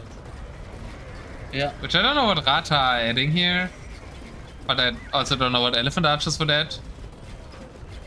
Just more HP, I guess. Yeah. Both of them would do that. Rata also have decent HP. But the onagers are the important unit here, I think, and like Ballista elephants are so bad against onagers now. Yeah. Seems like Daywalker took the market. Yeah. Let's go 2,500 res. But I don't think it will be enough. It's just I like this fight for True. Even though he doesn't have any elephants anymore as mid shield, and there's like more elephants coming for Daywalker. But Daywalker has 0 gold, 0 food, 0 on food, even adding Hussa. Why you don't like the 13 Hussa? I think the 13 Hussa need to be built. Yeah. I agree. I agree. The elephants are fine, because he needs to win this fight, which he does now. With the market power. I think if he doesn't use the market, he loses this fight and the game. So I think the market is saving him here.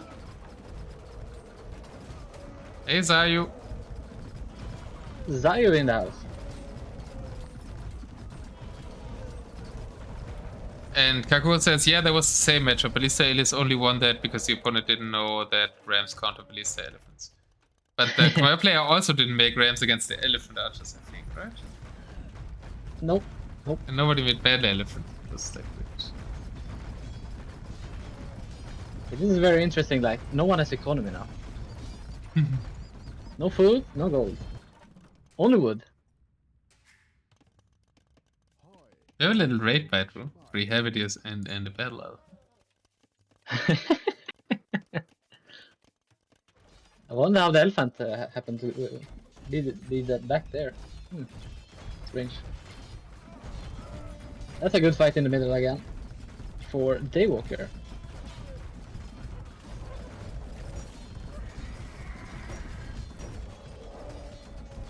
Yeah, I do like the battle elephants here though, especially for the Khmer.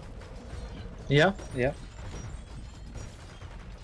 But I don't think it's enough though. I mean, he needs like more units, and he doesn't have the food for it at all. True also, yeah, True has 40 farms already. That means you can make Habities, right? And Habities in numbers with spread formation also are decent against the Ballistas. They take out the elite battle elephants eventually. And then it's just Rata left on the field. Yeah. And this is why we need scorpions right now. Unit that doesn't cost food. Who is making one? It is not a great one. Daywalker would have a better one, but I mean he has Rams, so he's doing right what Kagoku wanted to see.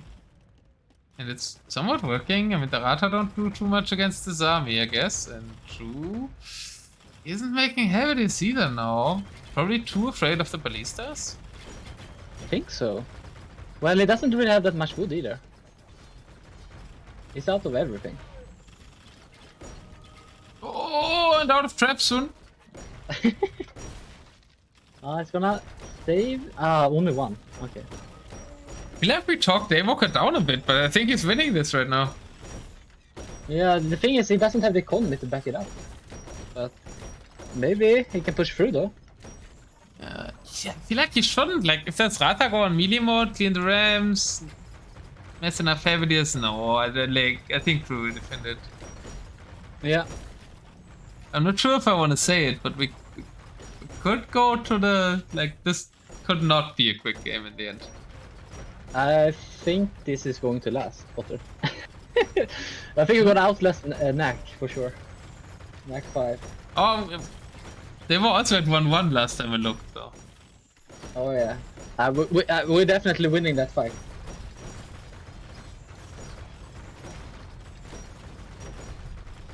I shouldn't spoiler, probably.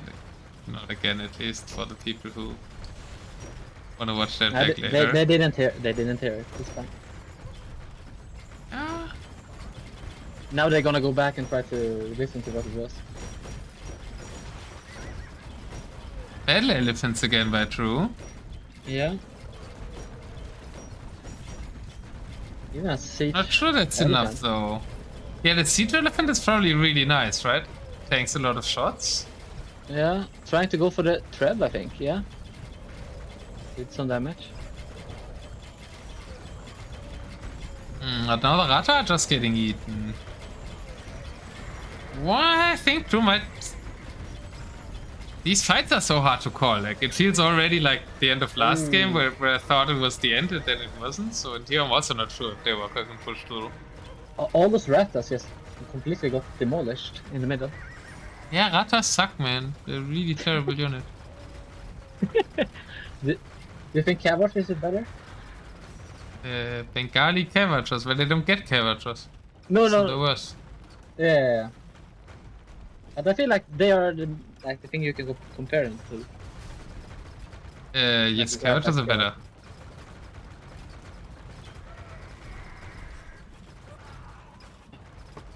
Rata always like, they look good with their abilities, with their stats, or at least with their like HP. But they always lose to everything. I feel like you have bad experience from Rafa.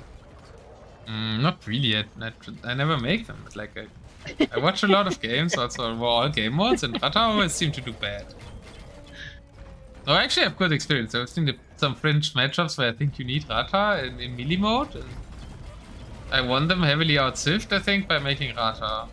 Before Vegalis became good, I think. I think those were games before they started with 5 villages, so they went like a good Swift back then. Yep. Seems like True's eco is kicking in now, pushing back Daywalker. Yeah, heavily, right? Daywalker has a lot of ramps idle at home. Would have maybe helped a bit there. Now adding Hussar again. And True is coming out of his shell, but mainly due to the elephants, not due to Rata. I really think if Daywalker had like 25 scorpions, that would be very strong. Not like 3-5. Yeah, but at least he's thinking of adding them now, and he has 5 in queue. So I do have some hope for Daywalker here, army convoys. Because scorpions kill everything right now, right? They kill Rata, they kill Hebrideers, they kill battle elephants. Yeah, as long as they have a mid need to shield. get onagers. As long as they have a mid shield, should be fine. But True is taking over a lot of map control right now, taking over the center. He's already made a TC on the gold in the north, even though the villagers should probably not be taking wood there. Yeah. And the southern gold also unoccupied. True can't go there over the left as there's one jungle tree in the way. And the castle is somewhat protecting it. We have a raid on the right. Ah, it's going back now. Yeah, people also always try to raid with them, but I feel like their rate of fire is just not good enough. Yeah, you could be correct. And their frame delay. Attack delay in 0.6. What does the score have? 0.2.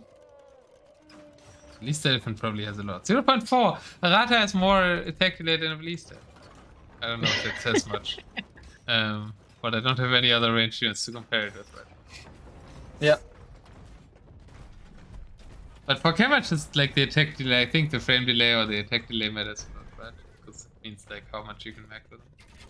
Yeah, hit and run. And with Rata, it doesn't feel good. That's why I think they have a bad frame delay, because they don't feel good. And I think the frame delay makes a lot of difference how the unit feels nice or not. Like Megadite feels so good because they have basically 0 or 0. Yeah.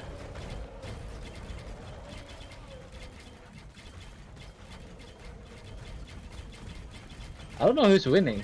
It's such a 50-50 again. Like, look at the score, it's almost similar. Like, identical.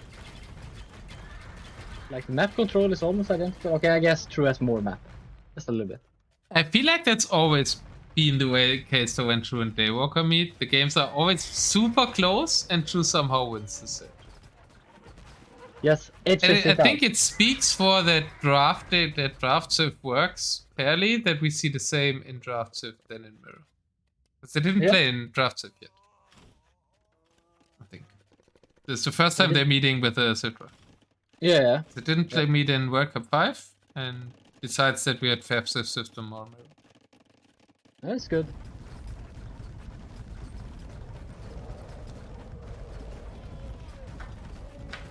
Okay, we had the first tower of the game. Who do you think made it? True. No. Yeah, okay. Oh, Yeah. on the southern gold. Yeah, I like that tower. You don't want to invest the castle, you already have the one. You want to make something and make a tower. I mean, you could have also made a TC. I would have probably made a TC. Relic-wise, True has 3. True with more relics this time. Daywalker this time didn't care. He has 1 in his farm eco. That's it. I think that's the only one. Yeah, so it will be 3-1 for True. Probably. The Tower of Power, baby. The Tower of Oh damn it, I can't get a ram with Polar because it doesn't sound the same. Even though it looks somewhat similar. Elephant's pushing here, but I think Daywalker will stop that as he does have the all-important Scorpion unit now. Yep. Even though their bonus damage gets resources reduced. again. Bonus is Banking nice. a lot of wood and gold. Oh, true, yeah. That's not too shabby now for Daywalker. He has 44 farms, also some gold in the bank. But True's already on 60 farms, and farm count matters a lot in an elephant war. Yeah, for sure.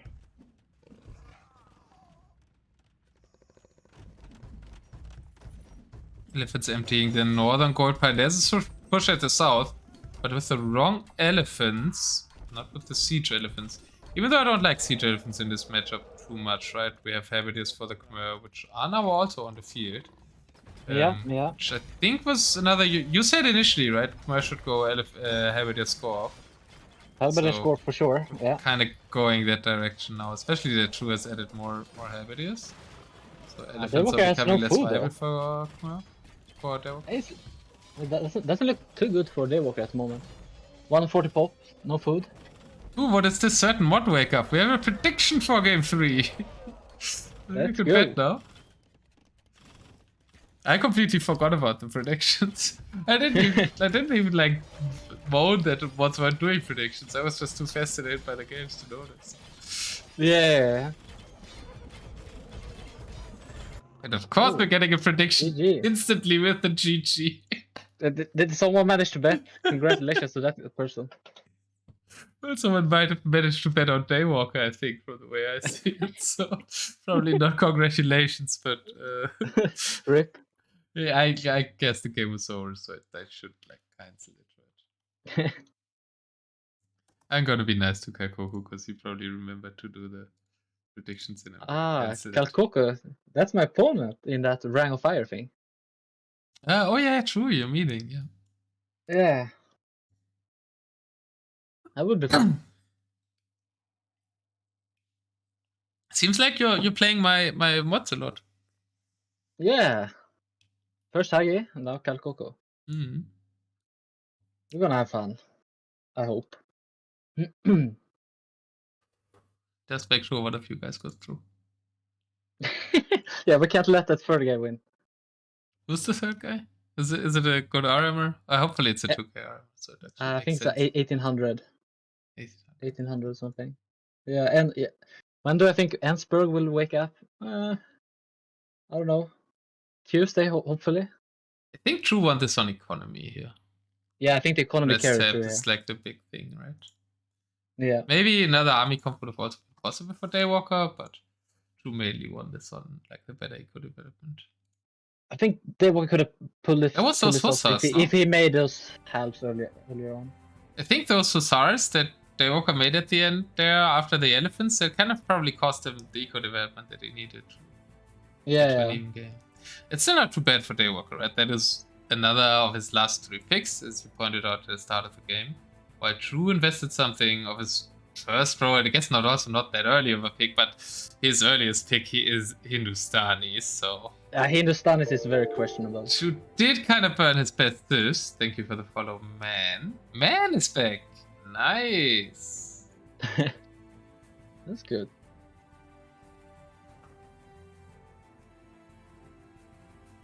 So, what's your Civ prediction quickly? Because I already have code. I see the Civ, so sorry. I can't tell you that. Persians next says Polar, and Daywalker. Does Daywalker need a win already? No, it's 2-1, right?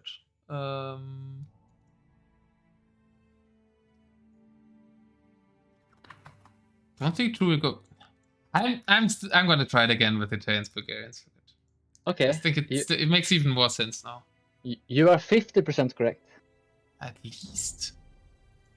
Which one am I correct about? I didn't close the game yet. Bulgarian. Okay, yeah. At least that makes a lot of sense for Daywalker, I think, because like he doesn't want to use Mongols yet, and Bulgarians have pretty good matchups on the left side, and you need this over against a lot of those civs. Yeah. For example, versus Hindustanis. Should be good. I'm at 34 seconds. I am there now. Are they forgetting spec delay, by the way? Because I never land on a spec delay. I think they're forgetting about it.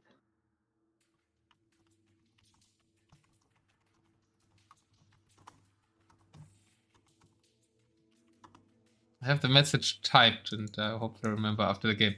3, 2, 1. Let's go into game number 4. And that's a very nice matchup for Bulgarians, in my opinion, if you make enough Halberdiers. Yeah. 5 barracks for Daywalker, 3 Krepos to the front, and 1 stable to like irritate a bit. I like that build order, I think. Maybe 6 barrack. 5 stables for Drew. This must be the closest you can come to choice. Michi. This is the closest you can come to Michi, I think, on Hyperrandom. Yeah, it tries to be Michi, right? And then it's cut. It tries to be Michi, but someone did something to the forest. Yeah. I think that it's like intentionally done in the script. It's like we ruled out Michi for the map, and so Zetnus programmed him no Michi. And I think the way he programmed in no Michi is if there's a woodland spanning the middle, cut it between the players 2 X tiles or something. I think that was done in the script. It should be a good matchup for Bulgarians. Amazing one, so I think good chances to go to 2-2 here. Yeah, unless True does some huge damage here with his rush.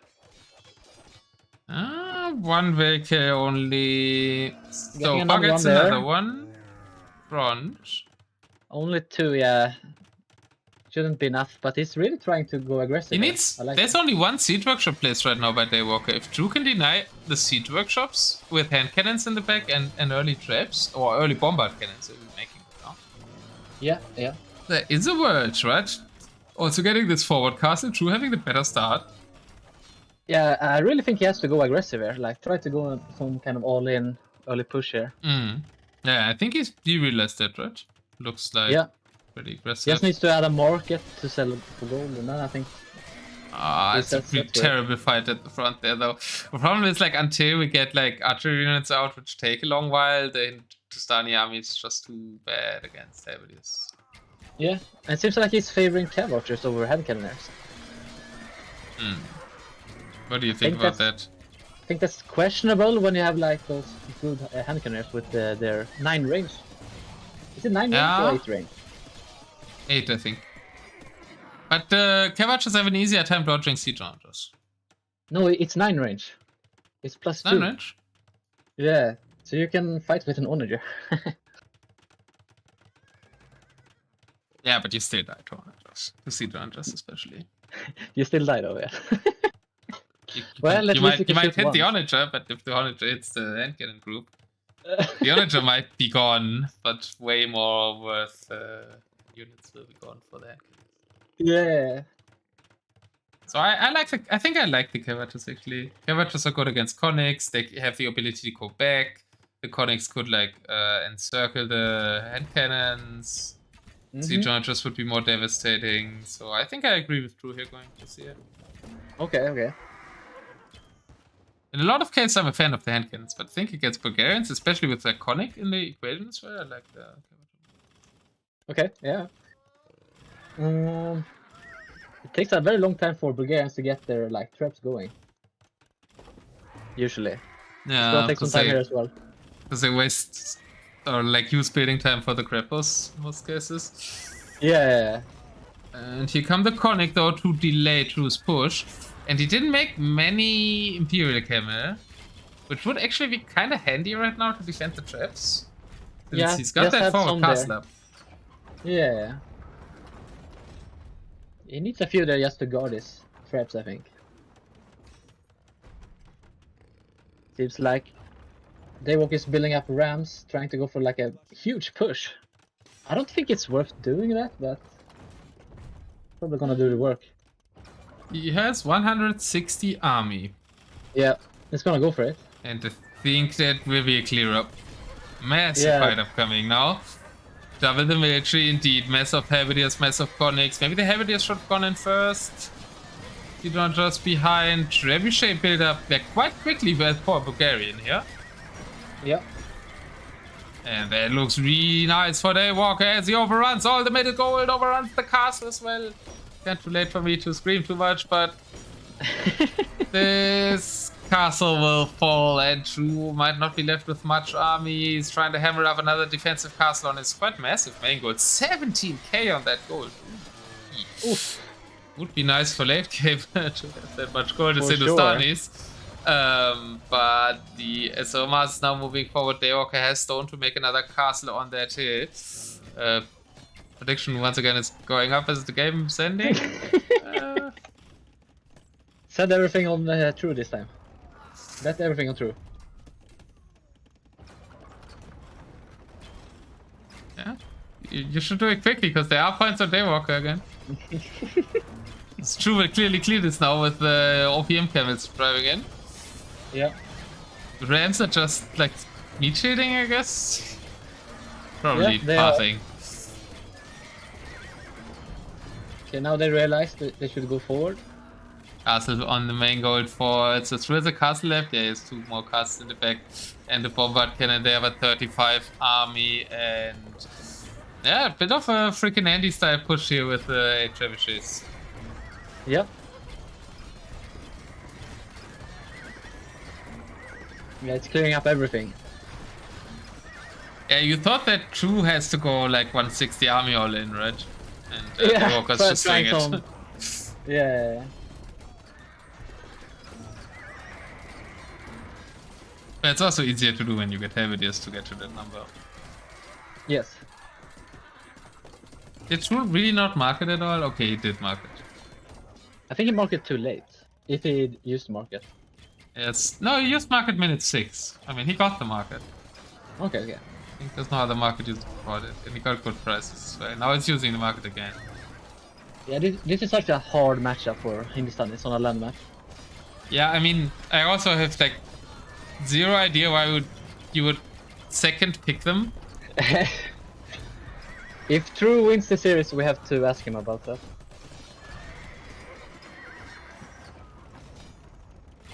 Yeah, your theory was it was a misclick, right? And he wanted to pick Hans. But he didn't pick Hans after that either, so. Well, what's on the other side of it in Let's see. Incas. No. Gujaras. Gujaras, but they were... He had already picked them. Hmm?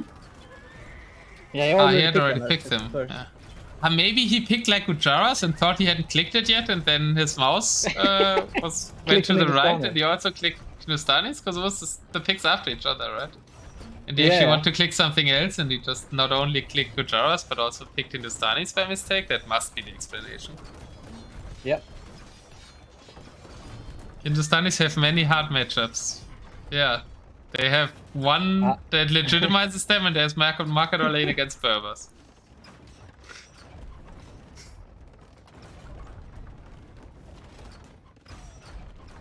And like yes, but like every Swift that has Helvetiers, they lose to. I mean, they can make Hannikin, right? Grethring! Thank you so much for the raid. True calls the GG. Well played, even. I don't think that was needed against Hindustanis. Grethring, thank you so much. We just talked about Ring of Fire as well as Kai Koko, who is in the chat here, and Frost9, who is co-casting with me right now, will meet in the quarterfinals, right? This week?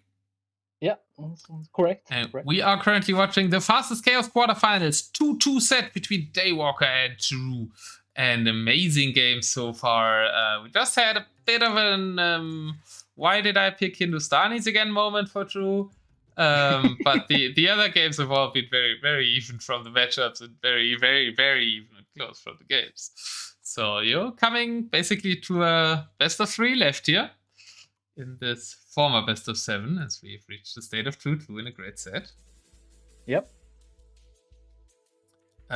This tournament is $825 in the pool, and we're playing Deathmatch on Hyperrandom. So you get to see all the crazy ass maps and all the cool units here. And we have Bulgarians taking the win for Daywalker. The first time he used one of his earlier picks. True used his earliest remaining but a bit underwhelming pick. And True doesn't really have great civs left. Yeah, I really like Daywalker's civs that he has now. Mongols, Britons, Huns. Yeah, Lithuanians isn't that good, but I don't think he's gonna use them. Yeah, I really favor Daywalker now. He has Mongols, like he has a really good civ. I guess Dravidians is a good civ actually. And Dravidians is, if you can survive the start, it's okay against Huns. I think it's okay against Britons. Maybe okay against Mongols? No, not really though. Not really. Dravidians should probably do it against Lithuanians. But it's probably not getting played, so... Yeah, Lithuanians won't get played. I would be very surprised. Very, very surprised. Okay, I'm gonna predict my civs now. Chinese Britons.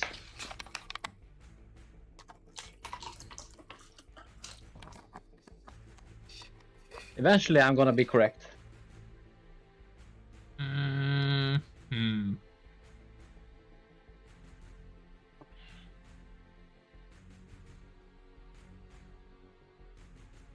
think I agree with the Chinese pick. Okay. And Daywalker.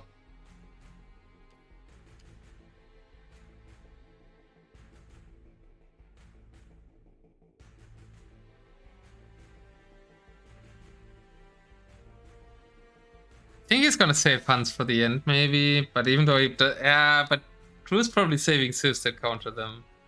Yeah, Huns Chinese. Let's say Huns Chinese. Okay. Okay, I see the civs. And one of us are 50% correct. It's you probably.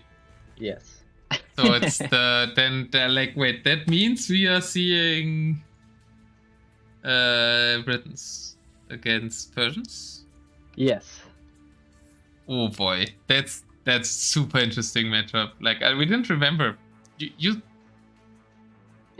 I only remember the qualifier thing perfectly. Coming was playing that. I remember that, but I don't remember against who. Oh, we gotta see water for once in this game. What is this? Why are we getting on the quarterfinals only land maps? Like I didn't want to host the Rootstones tournaments. Come on, Hyperrandom. Two big kills here. I'm at 4 seconds. Okay, I'm at 2. Let's go. 3, 2, 1, go. And what's maybe predictions before the game ends? No, wait 10 minutes, please.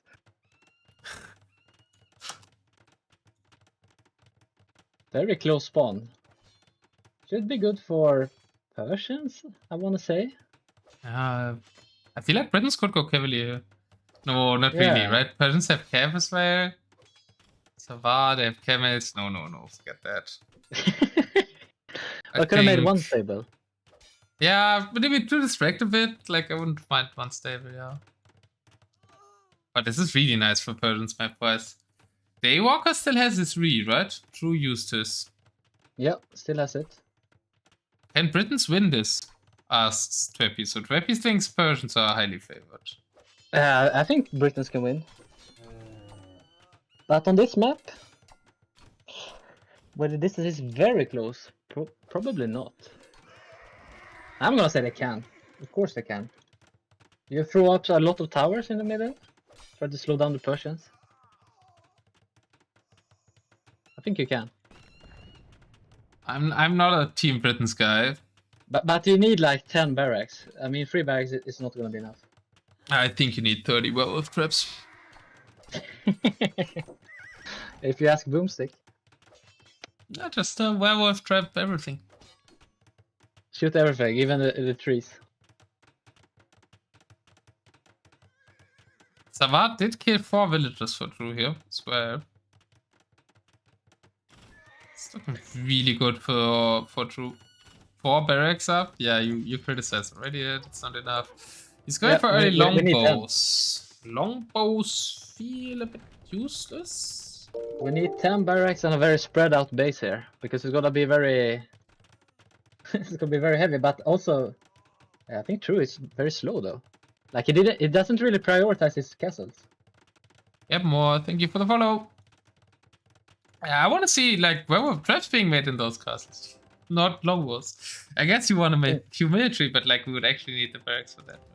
He's making onager, so like onager help is usually how you stop elephants in deathmatch, so I like that. And there is 3 monasteries, but that's an amount for relics, right? Not an amount for conversions. Yeah, that's probably for relics. I mean, we saw like just like how good monks can be. Monks can be very effective. Burmese monks countering Persians. I feel like we saw that somewhere. Yeah, I don't know if British has as good monks as Burmese. Probably not. Yeah, I mean the big thing you need is like block printing and Inquisition. Redemption. We need redemption. You don't need redemption for the elephants. So you can snipe like, I don't know, cannons. Is he already going for this attack? True? I think that's way too early. Yeah. This is very early. You messed up a death boy with Persians. You're not going in with the first elephants. That's how you won against Chris, right? Because he went in too early. Yeah, and he's going uphill as well.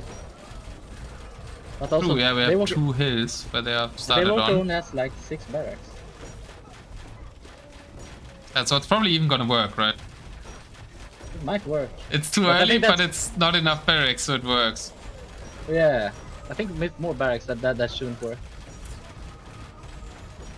Where are the traps? They're not shooting at the elephants. Come on, we've got werewolf traps. They kill elephants. We established that in the qualifiers. It seems like we're making monks to convert though. Okay, that's good. A long queue. We do have the most important tech, I think, which is block printing. Because otherwise, non-block printing must have to get too close. I also want that thing so they don't, if they convert the same unit, so they don't take the fate. Yeah, theocracy. Yeah. Where's Amons, or where are the tech tree experts in chat? Come on, tell us how the Breton monastery looks like, guys. Yeah, we need help. Where are the tech tree to look at though? Britons don't get redemption, so I never make monks with them. But I think here redemption isn't that relevant. But like the other imp monk packs are relevant, and I only do castle edge monk rushes, so how would I know? It's very interesting. True is making a too early elephant push, and it might work. It's working pretty well so far. Prediction about to close. If you want to bet on True, do it now. If you still trust the Bretons to hold, do it now as well. You probably want to bet on True.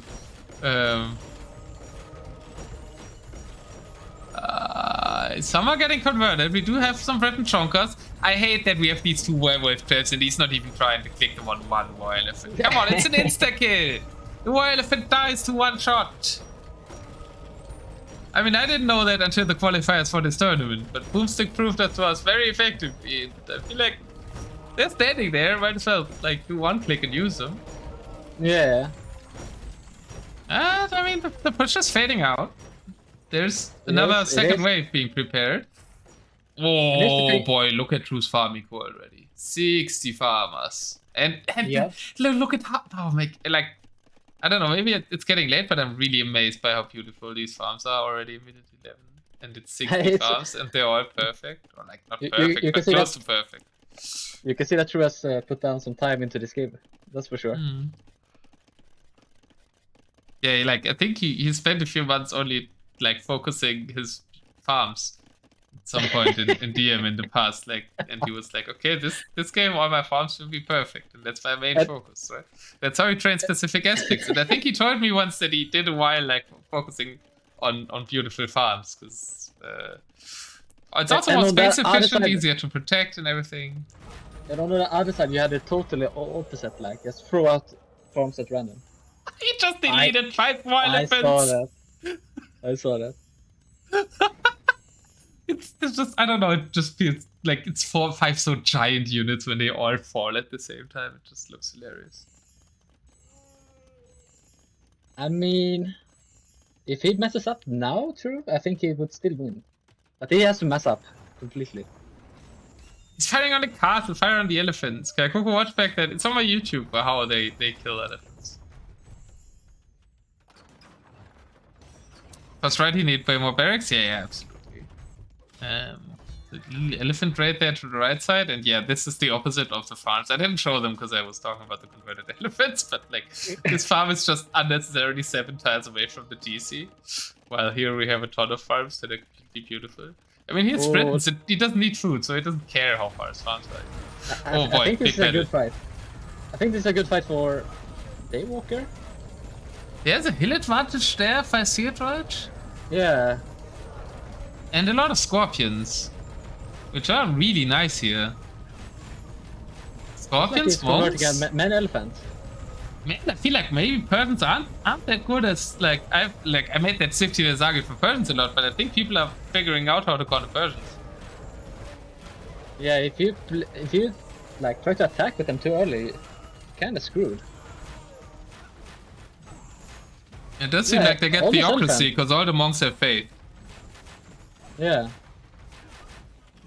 That was such a costly fight for True. Man. Huh? Trappy, you said, yeah, does anyone believe Britons can win here? Huh? It looked very shaky after those 4 barracks start. It did. I mean, half of the base disappeared. So. And like, the thing about Britons, right? We have only those super shit farms 7 tiles away. And look at the rest of Daywalker. Yeah, we don't need more. We're not only having food, we're also having 2k wood and 3.5k gold still. While being 200 pop. Seems like True is gonna try once again to go early with just 20 elephants. Yeah, that's not gonna work. It's not early, it's an overboom. It's an overboom. It's like all his pop, but he has Hussar. Which are okay against this army comp. Yeah. The habit is all at the front. You could snipe a lot of monks here, maybe. Definitely like have theocracy. I like that True is adding his own monks, trying to counter-convert. Oh, Persians don't have atonement, do they?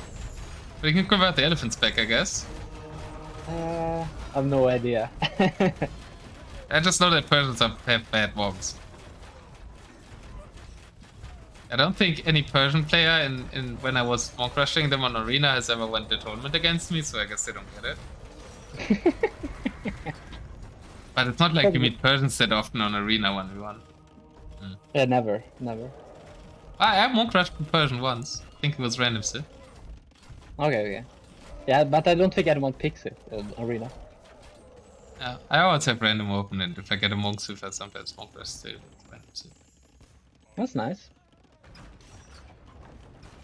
But the Hussars seem to be the key here, right? All the monks have died. And now True is pushing again. So maybe it isn't only about elephants. Like the Hussar countered everything in the army, the Halberdiers were too far forward. I think it's gonna come down to how much gold this is on this map. It's still a lot of gold. I don't know, to me feels like this could be just a push that ends the game here. Nah, I don't think that. Because he has some monks again. 5k gold still.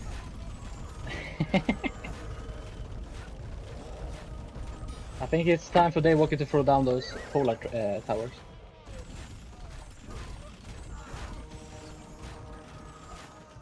Spending all the stone to repair the castle though. Yeah. And it's only 1 trap left and a bombard cannon coming. I think the castle is dead soon. We need 1 castle remaining. True got 6 relics. 6 relics? Oi. Yeah, that's huge. I mean, he had more time, right? He didn't spend all his clicks on monks converting elephants. Yeah. But the main issue for Daywalker is just he doesn't have that like enough barracks. If he had more barracks, he would have stopped this.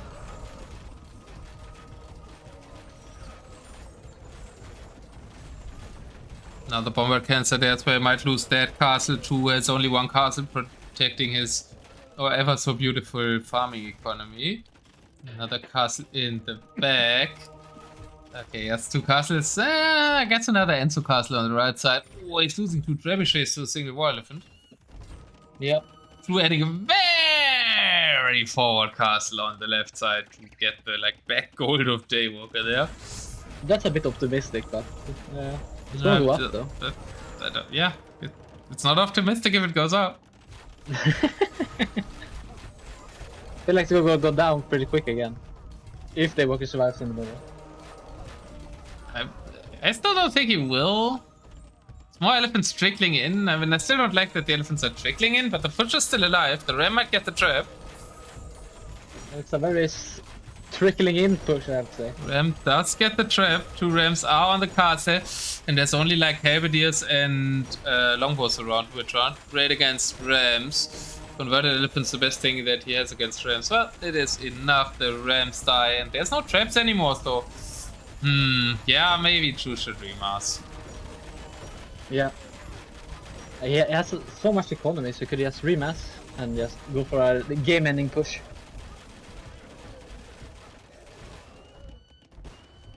Citadel Castle is up, and Chu is mining the gold in the south. Daywalker has 82 lumbers.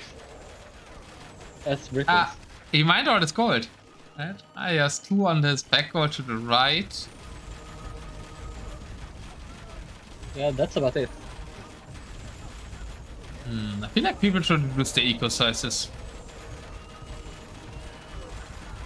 Yeah. For sure, Daywalker is re-popping with producing elephants. He's only making elephants. If there's 3-4 coming in at a time, it's basically Daywalker producing elephants. Yeah, he could just convert them and just hoard them. Yeah, he shouldn't kill them with the halberdiers. I think he should convert them. Yeah. The halberdiers should stay back and let the monks do the magic.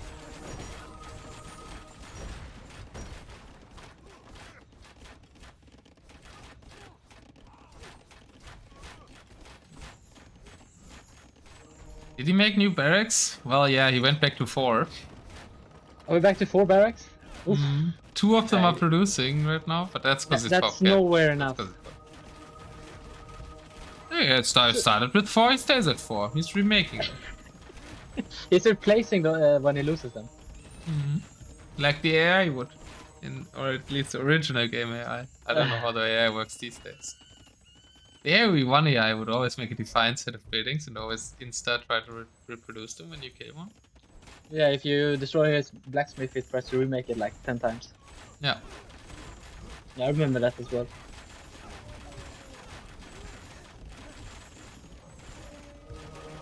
Or converting again. True is sending a few crossbows in the north. Looks like he's gonna try some different angle to attack.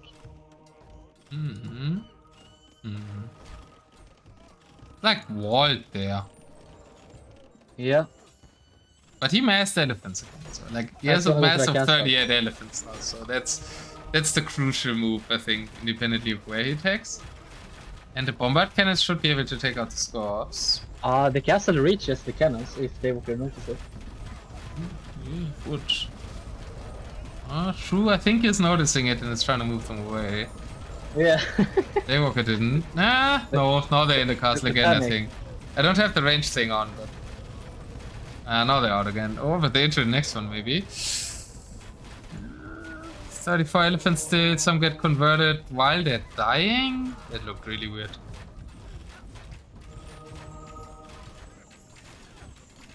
Yeah, it's a bit elephants everywhere now. He can't keep up the production, Daywalker, with his 5 barracks. Losing units too fast.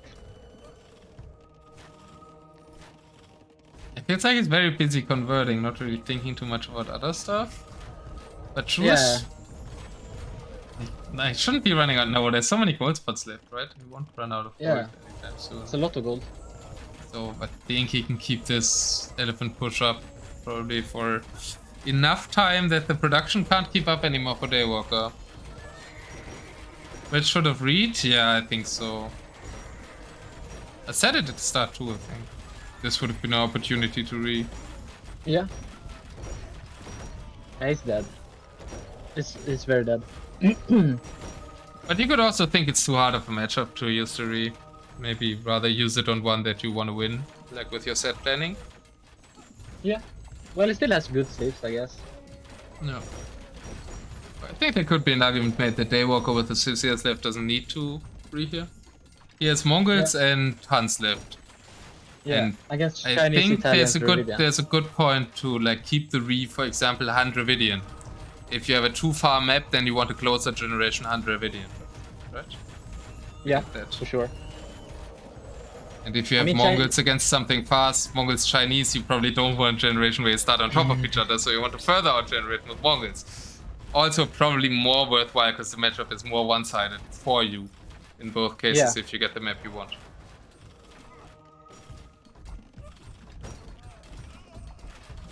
Yeah, now I like True is like all over Daywalker with the elephants. It's a bit like Hera and the Warlords finals. It's such a nice cube, but he can't like do anything. Yeah, he's on 3 barracks now, right? Oh, it's on 5. Made some more in the north. He's replacing the ones he loses.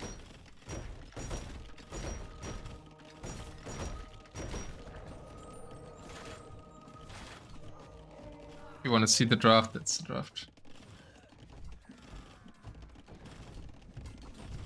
I'll show it after the game again as well.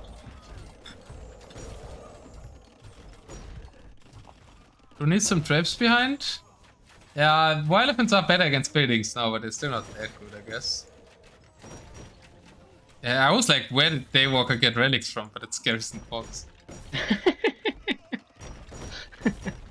Yeah, he didn't pick up the relic behind his base. I mean, Daywalker's running out of farms. But does he need food? I think he just needs a monk math right now as it's only elephants. Oh, blue mixing and Hussar though. Realizing exactly that might be a vulnerable spot. Yeah. I feel like he could use Savar as well. Wouldn't Savar be nice here as well instead of war elephants? I think so. Savar would be enough. Just like 60 Savar, few revs or traps or anything against the last 2 castles. But it doesn't need to do with Savar switch because Daywalker GG is very behind, right? But that was like for a moment, like it really looked like Daywalker would be doing it. So that was a fantastic game again, I think. Yeah. Game 4 was like the only disappointing one. I think all the other 5 have been, the other 4 have been great. Yeah, but I think that those barracks cost him the game. Like if he had more, I think he would have won this. Oh, now we're really getting in to the match point. The KD, super KD, 970 to 380. I don't know how many conversions we got. Oh, 71 conversions. That's really impressive. 71 conversions in a DM game. That's a lot. How many did you have with Burmese against versions? I don't think it was 70. 40 maybe? Well, Daywalker 1, Frost 0, right? Yep, for sure. Best of 21. Let's go. Only monks. Only monks. So Persians won against Britons. Drew is getting his third remaining civ against the second remaining civ for Daywalker. But now, is there anything Drew can do against Mongols? I think it's Chinese, close map. Chinese versus Mongols close map. I think Chinese wins. But that's like the only winning condition I can see, really. Yeah, same. That's about it. So I think Daywalker could just play Mongols here and try to finish it. Oh no, he gets to game 7 then. Yeah. Game 7 Huns and hope for a good gen, or you go Huns now? I think you go Mongols now. It's just too good matchups. Hope to get Dravidians. Yeah.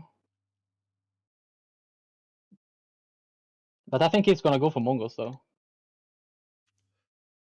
So Mongols Chinese. Right. I think it's gonna be Mongols Chinese. Let's see what they pick. I think so too.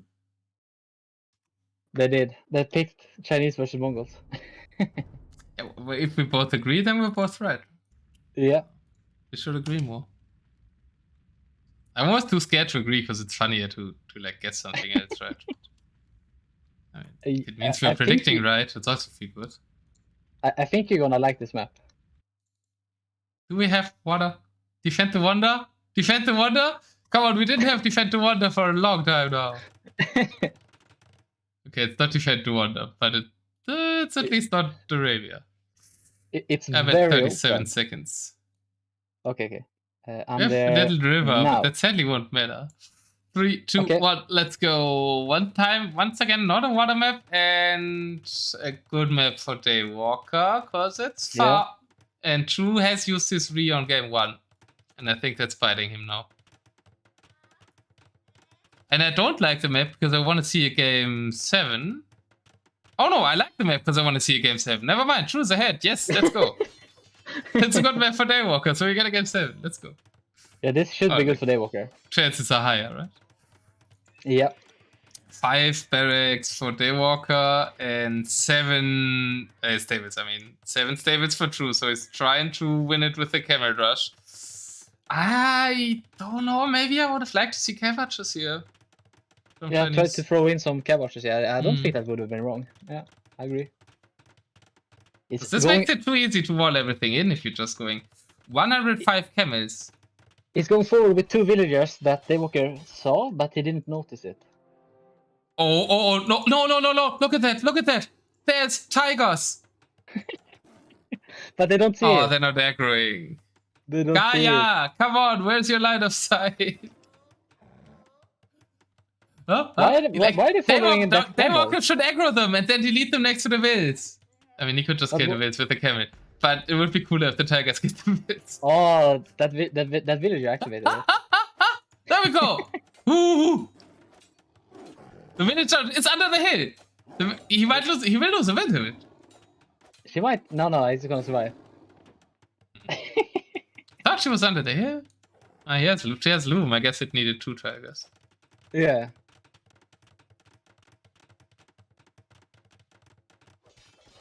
Can we somehow activate the second tiger? Daywalker's trying to stop it with the camel now. It doesn't matter. Yeah, he activated the second tiger. True is changing its plan. He wants a forward castle, a market that he currently isn't building yet. He needs a market though. I think you just go 150 camels and traps now, right? Yeah, he just need to try all in or something. But the problem with siege runners are great against camel masses, and Chinese don't have a counter to siege runners. Well, there's obviously the tower meta that is somewhat countering siege runners. Looks like we're gonna have a tower city. I think Daywalker took the market, yeah? Oh, that would be so good for Daywalker. But I wonder what siege here is gonna go for, rams or traps. Sold food. What do you say, food here? I would rather say wood as Mongols, actually. You sold food? Daywalker? Yeah, because you need a lot of camels here if you... I think it's okay. And he already did 60 camels, we spent quite a bit of... I think it's okay. That's fine. I never really know what to say with Mongols. Yeah, you always run out of everything with Mongols. Yeah, exactly. You do want to use the market, but you but don't want to sell anything at the same time. I mean, even if it's sold, I mean, it's out of gold again. Luckily for Daywalker, Mongols are only countered by Franks. Let's go spring from the grave.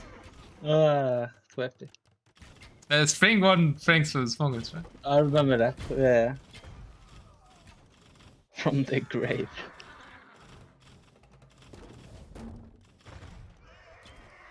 I like the onager edition for True. And like, this is a massive Mongol army in front of 4 Mongol castles, and then we have a really oddly looking forward base for True. But I mean, we wanted True to make more forward buildings. Yeah, it's like in the nowhere. Nothing. This. And we're just staring at each other. It's like a true battle in history, right? Where mainly the battle lines were just looking at each other and not really moving. Yeah. It's almost battles were in history. And if you get through that, the whole thing collapses.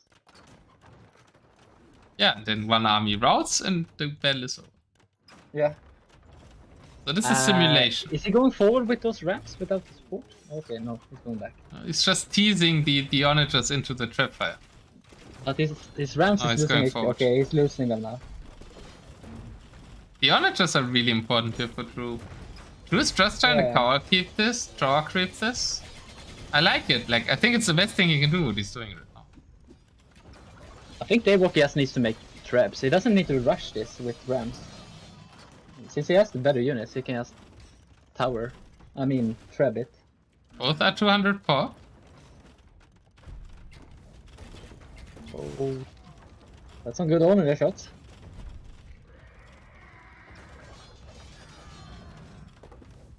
He clowned you.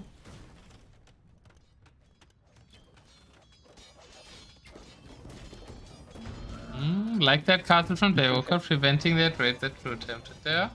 It's also getting another one to the south, so investing his stone to stabilize with Mongols. I like it. Drew is just doing nothing. He's just sitting in front of Daywalker's base, waiting for Daywalker to take a bad engagement. Yeah, he's waiting for this ramp push that won't work. Yeah. It's interesting, right? Because you think we would want to push with the base in front of your opponent. But Drew actually just wants to scare his opponent and eventually into taking a bad engagement with it. Yeah, he's just trying to control the front goal. I think that's very smart.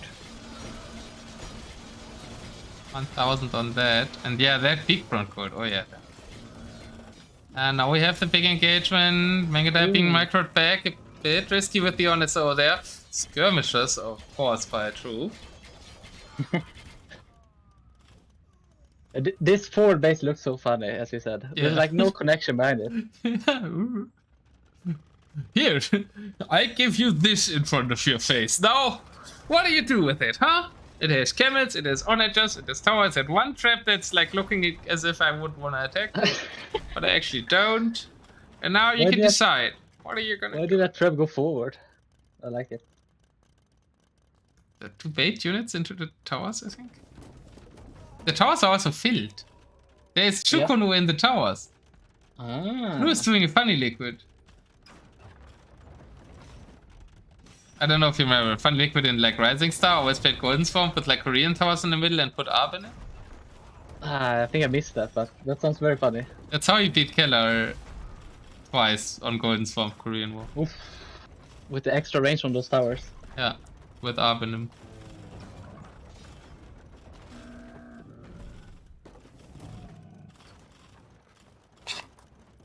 But like, I still feel like how does Daywalker push this? It still feels to me like eventually he will clean it, right? Yeah, I think he can take his time. Like, just slowly push it with traps. Should be fine. Like, Chinese can't do anything. As long as he protects his traps, like, how are you going to get that if you're Chinese? Yeah, to try and push that north castle really wants to keep denying the gold there. I mean, A lot of safe kills for Daywalker. Yeah, that was good for Drew.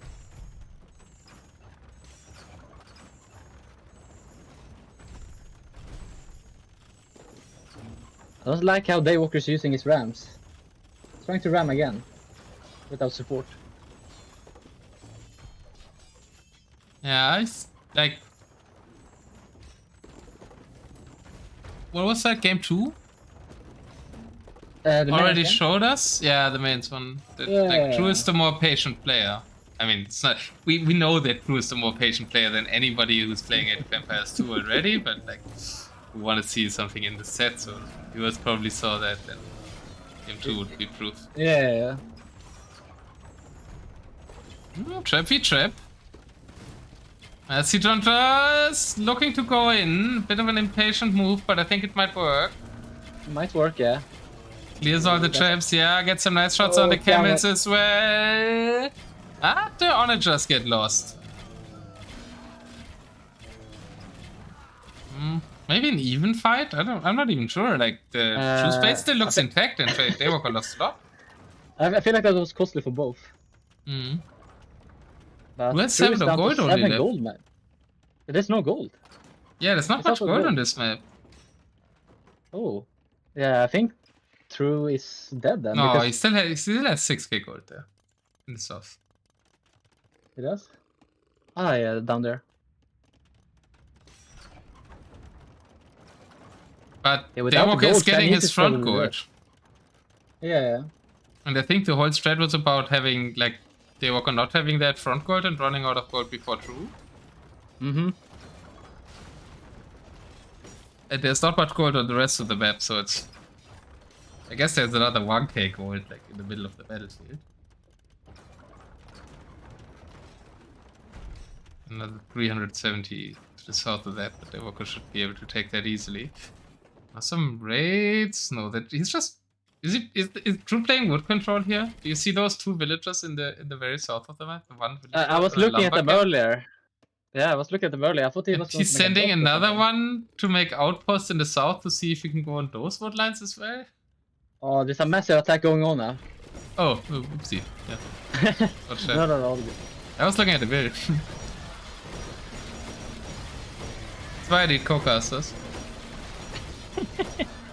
Yeah, this is looking really good for Daywalker now. I think I can smell a game 7 in the distance.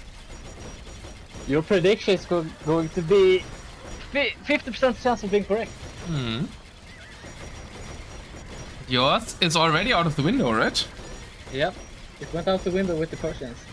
Yep. But still some Chukunu in towers, but I think Chukunu do more damage to Rams if they're out of the towers actually. Yep. Castle falls, and if the map is opened again, it's kind of free reign for the Mongol. Yeah, because there's like nothing behind this base. I think True's dead.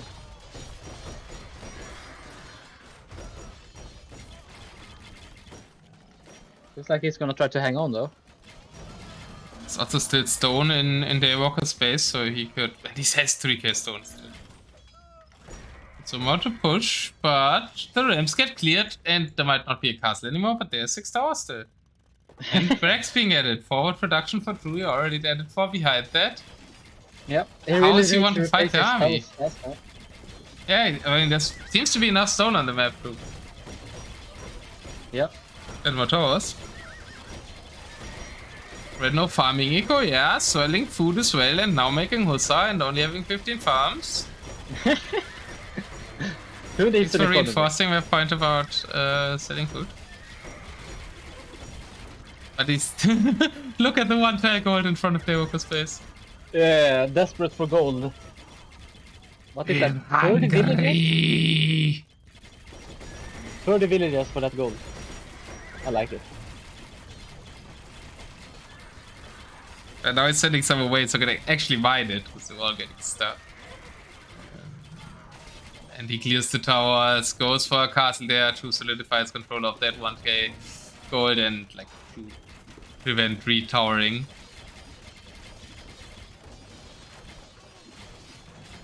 Comes on the manga dice. True building a dock. True is building a dock. Wow, really nice spot, Huggie. Yeah. A cannon galleon down there would be very annoying.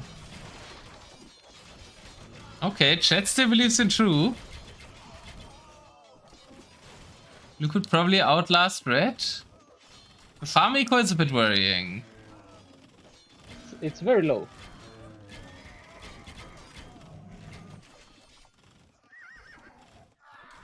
I feel like I'm not hyping enough, but that's because I'm so... Like, I feel the tension in this set building up inside me, and that I want to watch the game so badly, and I want to see how it ends, so it's hard for me to speak. I'm like really nervous for both of them right now. It has to be a game 7, right? I mean, there's no way Chinese can come back from this. Like, the main base is gone now, in the middle. The main fortification. Chinese have nothing really to stop this, I think. And game 7? I mean, would be like something Hans Dravidians, right? So something that can go either way. Game 7? Can be really quick. Do you think True would risk picking Dravidians against Hans? If it spawns close, you're dead as Dravidian. At least with Italians. If Italians, you have treadmill, at least. Yeah, I really don't like Italians though. But yeah, I guess against Hans they have a good matchup, yeah.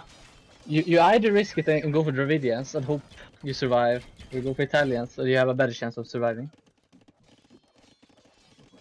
Either way, I don't like the odds. You don't like the odds for who? For True. Yeah. Well, we shouldn't speak too soon, because True has still more pop in this game, and but maybe transition to raiding now. I mean, Mongols should also have the better late game. Yeah, and they can always like throw in a few onagers just to support their army.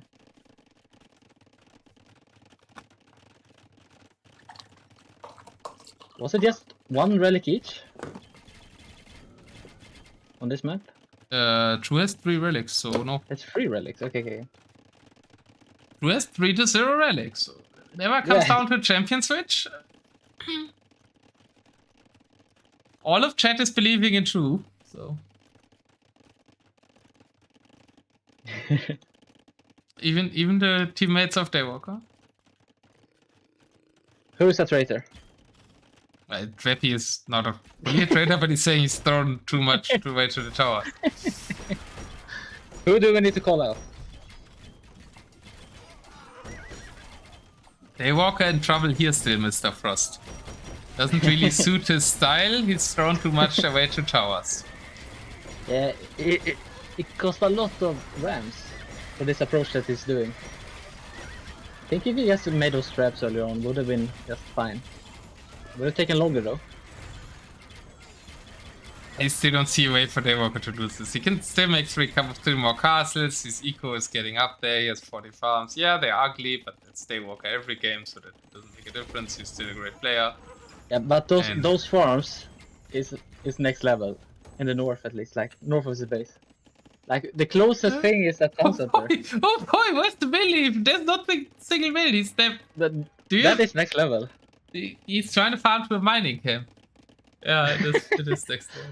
Or a monastery, I don't know. Oh, lumber camp or a castle. He needs to play Khmer more, I think. Yeah. He doesn't need that. I didn't even win with him, right? No. Unfortunately, no.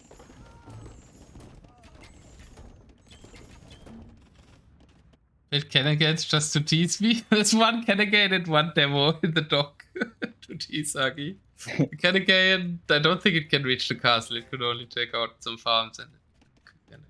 Ooh, that's a huge fight again in the middle. Every time I look at like the stuff in the south that Huggie's talking about, there's a huge fight. I think that's a collapse now of the middle section at least. Could be right. Yeah, the onagers, the True store, they're also not doing much. What is True messing there? Villagers, halberdiers, camels, and light cav. Yeah, we're messing everything. Villagers are going forward. New towers to be built. I thought they would engage the rams. I thought so as well. They went forward with such verve. I don't think they would survive. Swinging this step. The Vills. It doesn't matter if they survive as long as they get the towers up. They got garrison. Front tower would go up. But the other two did, which will further delay Daywalker.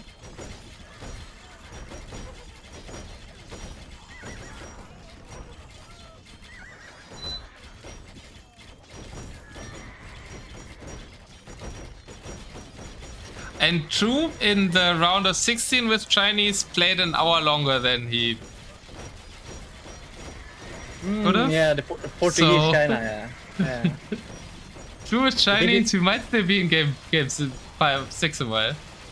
You think he's gonna attempt something similar? I wouldn't rule it out. Use a transport ship and do something down south? Yes. The doctor? Yes, that one will cutting. It could make it easy.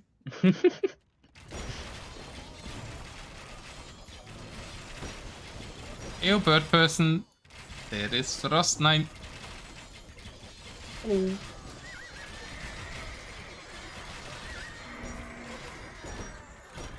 I mean, True is still like holding back the army, right? He has got Camel Chukunu army here. He's 200 pop. I'm surprised he's still able to make some camels actually. He's like, with a, in our opinion, far worse Civ at the state of the game in Chinese, making it an even fight in the middle, which is really impressive. Megadam Mass has not fully gone down, but it's only 29 left and no gold income anymore. And I mean, now eventually gets to Mangudai being the killer unit, and the question is, can Daywalker keep them alive? Still has the better Hussar in the late game, but no Halberdiers.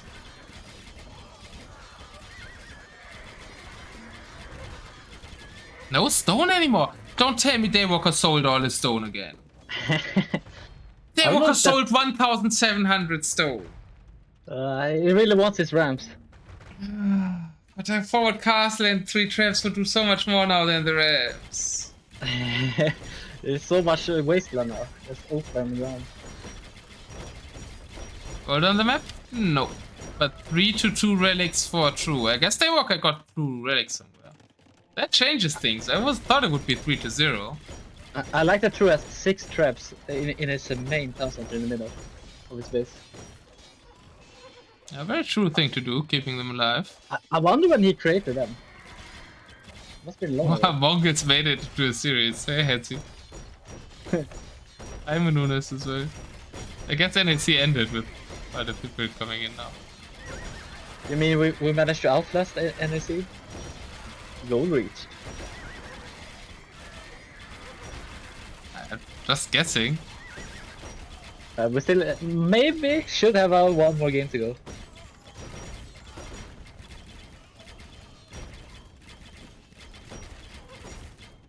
No, we didn't.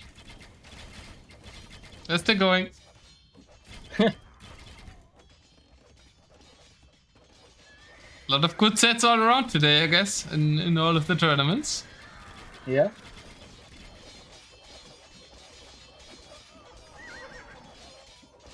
As it's got big rocks on game 7. And that looks like there should be a payout. I feel like you should bet on True now. It's in a good spot. Our predictions aren't open anymore, so 6 traps are still alive. Raids are narrowing down. The Rams have been quite effective. They took down quite some structures. But now he doesn't have that castle to keep the push going from, right? So Lord Stone. And Huggie, your cannon gain is gonna die to a villager. No, is there a villager attacking it? Oh, that's hilarious. Why? Why would you do a villager? And sure, it's actively microing, trying to find the middle of the lake so it doesn't die to the villager. Why would you trying to kill the villager villager. for that? That's so funny. Oh, villager is enough. There's a minimum range. I like that Kangalin is going away so far. It's just like, okay, no. What does he have demo in that arm of the water? They have a little beat up and they're deciding, okay, well, I think our civilization is losing the battle. Maybe we should take the river south. Yeah, we'll go that to the next isn't game. something I have to think about. But let's give it one last shot. And with that, I mean a shot from my cannon. I don't have a cannon. I'm gonna stay here. We'll see you in a bit. Going back there to start the TC. I'm watching too much Grathbang now. I'm also trying to invent different personas. Well, that's interesting. There's a raid by Daywalker. I feel like everything, or so all you need to do is just raiding now. You can't really push without stone. Yeah, and True is down to just 85 villagers and no food. Yeah, I guess just keep raiding, make some like seed workshops in the south, some seed workshops in the north, and eventually like ram a bit.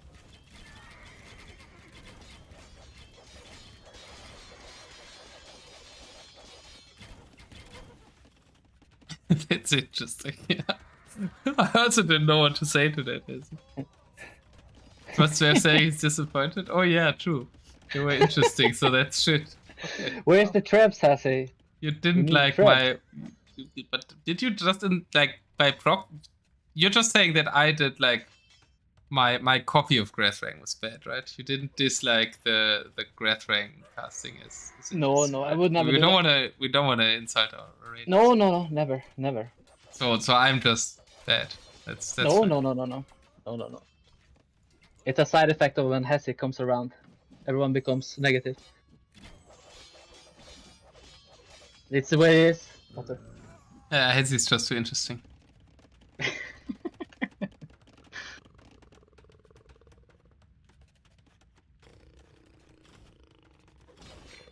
Seems like we're gonna try a ramp push from the right side now. But he's gonna see it though. True's gonna see it with those skirmisher. Skirm's OP. What's the cannon gain doing? Did we miss the death of the cannon gain? Oh shit. I think the onager took it out. Yeah, it's looking mean. Also taking out the dog. Seems like we're going for that castle on the right side. That's a logical next target. You think he's gonna get it though? Oh, relics are next to that. Yeah. Half What is there HP around on to like defend all of it? those. Not that much around to defend it. We light cap, take a while to take out rams. Villagers inside could repair or attack the rams, I guess. I think he should repair it, True. Nah, he's not gonna repair it. He's giving it up. The villagers are just going back. Yeah, but if he loses the relics, it's like fully over, no? Yeah.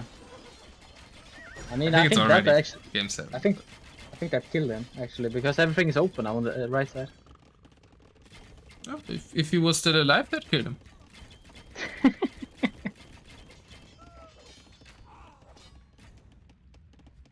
Cannon gain died? Yeah, I just said that, Dougie. The cannon gain died. Of course the game is over. But the demolition ship hasn't left the scene yet. So I think the demo is when still it says GG, the demo is and saying bye-bye. Entering the finally water map that we're gonna see in game 7.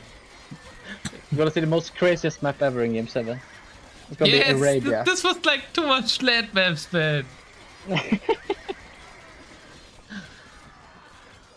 We had one map that wanted to be Michi. I guess that's a bit different. Yeah. But it also was the worst game. So, like, I mean, the open maps produced amazing games. I'm not complaining about the set. And there we go. Game 7. Daywalker takes it home with Mongoose. And... oh boy. Oi. It's been a long set. It's been a very nice set. To the last game. As you predicted, Otter. GG indeed. 3-3 score. I'm gonna put on the music that I usually do. And I'm gonna be back in 30 seconds and then guess the saves with you. I feel like it should be Hans versus Italians. You have a way better chance of surviving the start. Dravidians is a better sieve, but you don't have treadmill crane.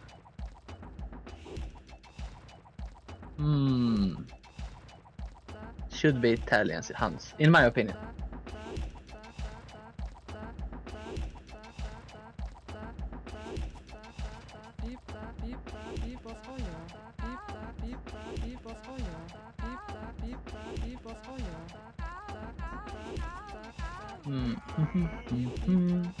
I think no matter what map it's gonna generate now, everything should favor, even if it's like a fortress with stone walls.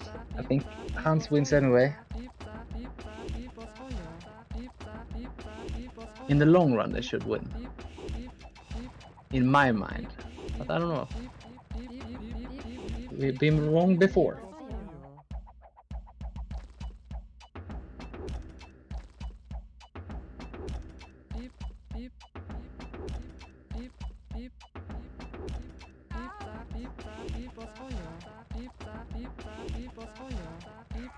But not if True is a gambling man and picks Dravidians. That is has to hope for like a 2 TC store. 2 TC like... Stoneworld map, Dravidians versus Huns. Dravidians with that every time. With a castle.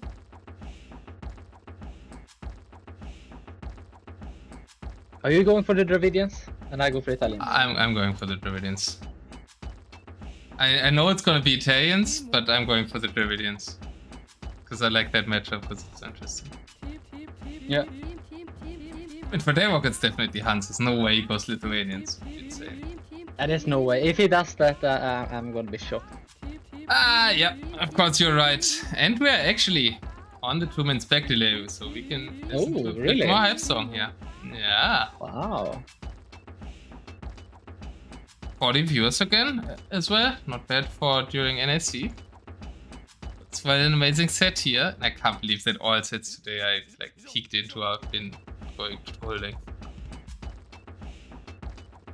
Crazy day in AoE. Italians versus... No way! No, Wait, I saw that wrong. What? No. There's no way he can pick Lithuanians. What? I just looked at the Italians because I didn't think there would be something else for Daywalker. Why would you pick Lithuanians? They're like worse than everything. Won the last game? Daywalker. They have worse navy. Everything is worse. Why?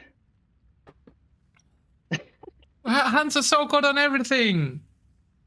I mean, I think Italians super late have less mobility, but Genoese and fully upgraded Hussar isn't bad against Hans either. But I mean, Lithuanians have better skirms than Hans. And maybe he was thinking too much about Genoese, so he wanted better skirms. They have cannons. I guess they have cannons. They have cannons. They have onagers. They have an easier time dealing with Genoese. I think that's the thought behind Lithuanians. I'm super surprised. I still think Hans would have been better, but like, yeah, that's my theory about what Daywalker was thinking. I think you overthinked, for sure. Prediction is up, guys, for game number 7. So throw in all your rocks that you have left. You're rooting for Daywalker, true. Because this will be the end, either way. And hopefully a crazy-ass map. I'm mainly rooting for a crazy-ass map. What do you want, a hybrid map? I just want the wildest beast ever. Yeah, I mean, yeah, bit of a hybrid map, yeah. A hybrid map, okay. We saw 6 pure land maps, basically, with the little river in the last game. Oh god. Oh god. Oh no. I didn't want, like, yeah, I thought about to say that I want to, I'm at 12 seconds. I thought about to say that I wanted also a map that could go even longer. But this is Socotra. I'm at 12. This is Socotra. Okay. 3, 2, 1. Welcome to Socotra as the game 7 in the quarterfinals. Imagine having Hans here, man. You should have had Hans. Oh, but Hans would have been such an auto win, but no, he picked Lithuanian. Oh, Jesus Christ. It's Socotra with like accessible water, and like the woodlands are a bit more spread out. He didn't want his villager. Oh, he didn't want his villager. Oh, True loses 1 villager over here. On the other side, I think. No, True lost 2 villagers. Yeah, he didn't wall it. Oh boy, Richard the Lionheart. We have a hero star as well. That might have killed him. Yeah, I think maybe it killed a wall. I don't know. I think he still gets the castle up though. But that villager is just idle forever now. The other Richard gets taken out by 2 paladins. Oh boy, this is looking terrible for True. Hans or no Hans. Kevach's already queued for Daywalker as well. But I think the castle should go up. Was that wall falling? Castle goes up. Yep. At least True isn't that built 2 yet. Though? Yeah, I don't think 1 is enough. And I think he needs a second one. I think he needs to build it in the back. Yeah, that right side castle I like more. Because Kevachos will be coming now. Kevachos are on the way for the Lithuanian. Lithuanians don't have perfect Kevachos, but obviously you want Kevachos here against someone that's trying to lump in a way. Yep. Villager He's going for capped rams. They're going for cannons. What? Daywalker is ram love, What is happening? What is happening? I mean, it's only Genoese out. The rest are probably gonna work, right? There's no counter. Yep. It can't even be made. Yeah, I like. He got 1 castle up, but he's not getting another up. Okay, maybe I wanted a standard land map for game 7. I think the hero killed True here. If it's some house. The hero killed True, yeah, he took out 2 villagers. And Trevilians wouldn't have fared better. Yeah. Does combat cannons? Yeah, but Daywalker wants to prove that rams are good. Yeah, once again, not seeing any action on water as well. Oh, you saw a cannon galleon, I guess. No. True calls to GG. Daywalker takes the final 2 games in a bit of an anticlimactic game 7. But it's Hyperrandom, so I mean, we can't control it, right? Ending it with Socotra. True spending his re in game 1 might have not been the right call. But what a set. 3 hours long. This is why he picked Lithuanians OP. Yeah, Hans would have had better Kevachas, Paladins as well, and Siege Ram here. Oh boy! Daywalker for the first time in history beats True. It finally happened. Finally happened. What I said. It took 3 hours. Oi, oi, oi. This must be the longest set of the whole tournament. Wow. Well played to both. Yeah, that was something. I think we saw a lot of great games, right? I mean, game 4 and game 7, the ones that were a bit clear, but all the other games were like really, really close and really, really good. And even that Chinese forward fortress against the Mongols looked like it was almost working. Yeah, he almost made it work. Like, it wasn't that far, really. Nearly was pretty long, true. Yeah. That's streaming for 3 hours. Nearly was Hazy best of 5. That was also quite long for that. I think this one was a bit longer though. It's best of 7. Yeah.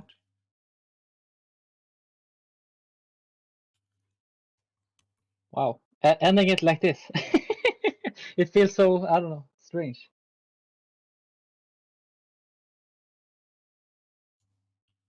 And Daywalker is denying us to win the interview again. Needing to get up in 4 hours. Come on. The excuse is too good. But I mean, with Drew, we could have talked now for half an hour to calm down a bit. Shall we send him in instead? It's only no. I'm not asking people like if he messages by himself. But I don't want to ask people who didn't win for interviews. Okay. I'm down to chat. All right. Send him in. Now you said it yourself. Then join any voice chat in ILO. GG's, man. Really strong play by you as well. This was a fantastic set. I mean, obviously feels a bit bad with the generation in game 7. But that's Hyperrandom. You also got nice ones.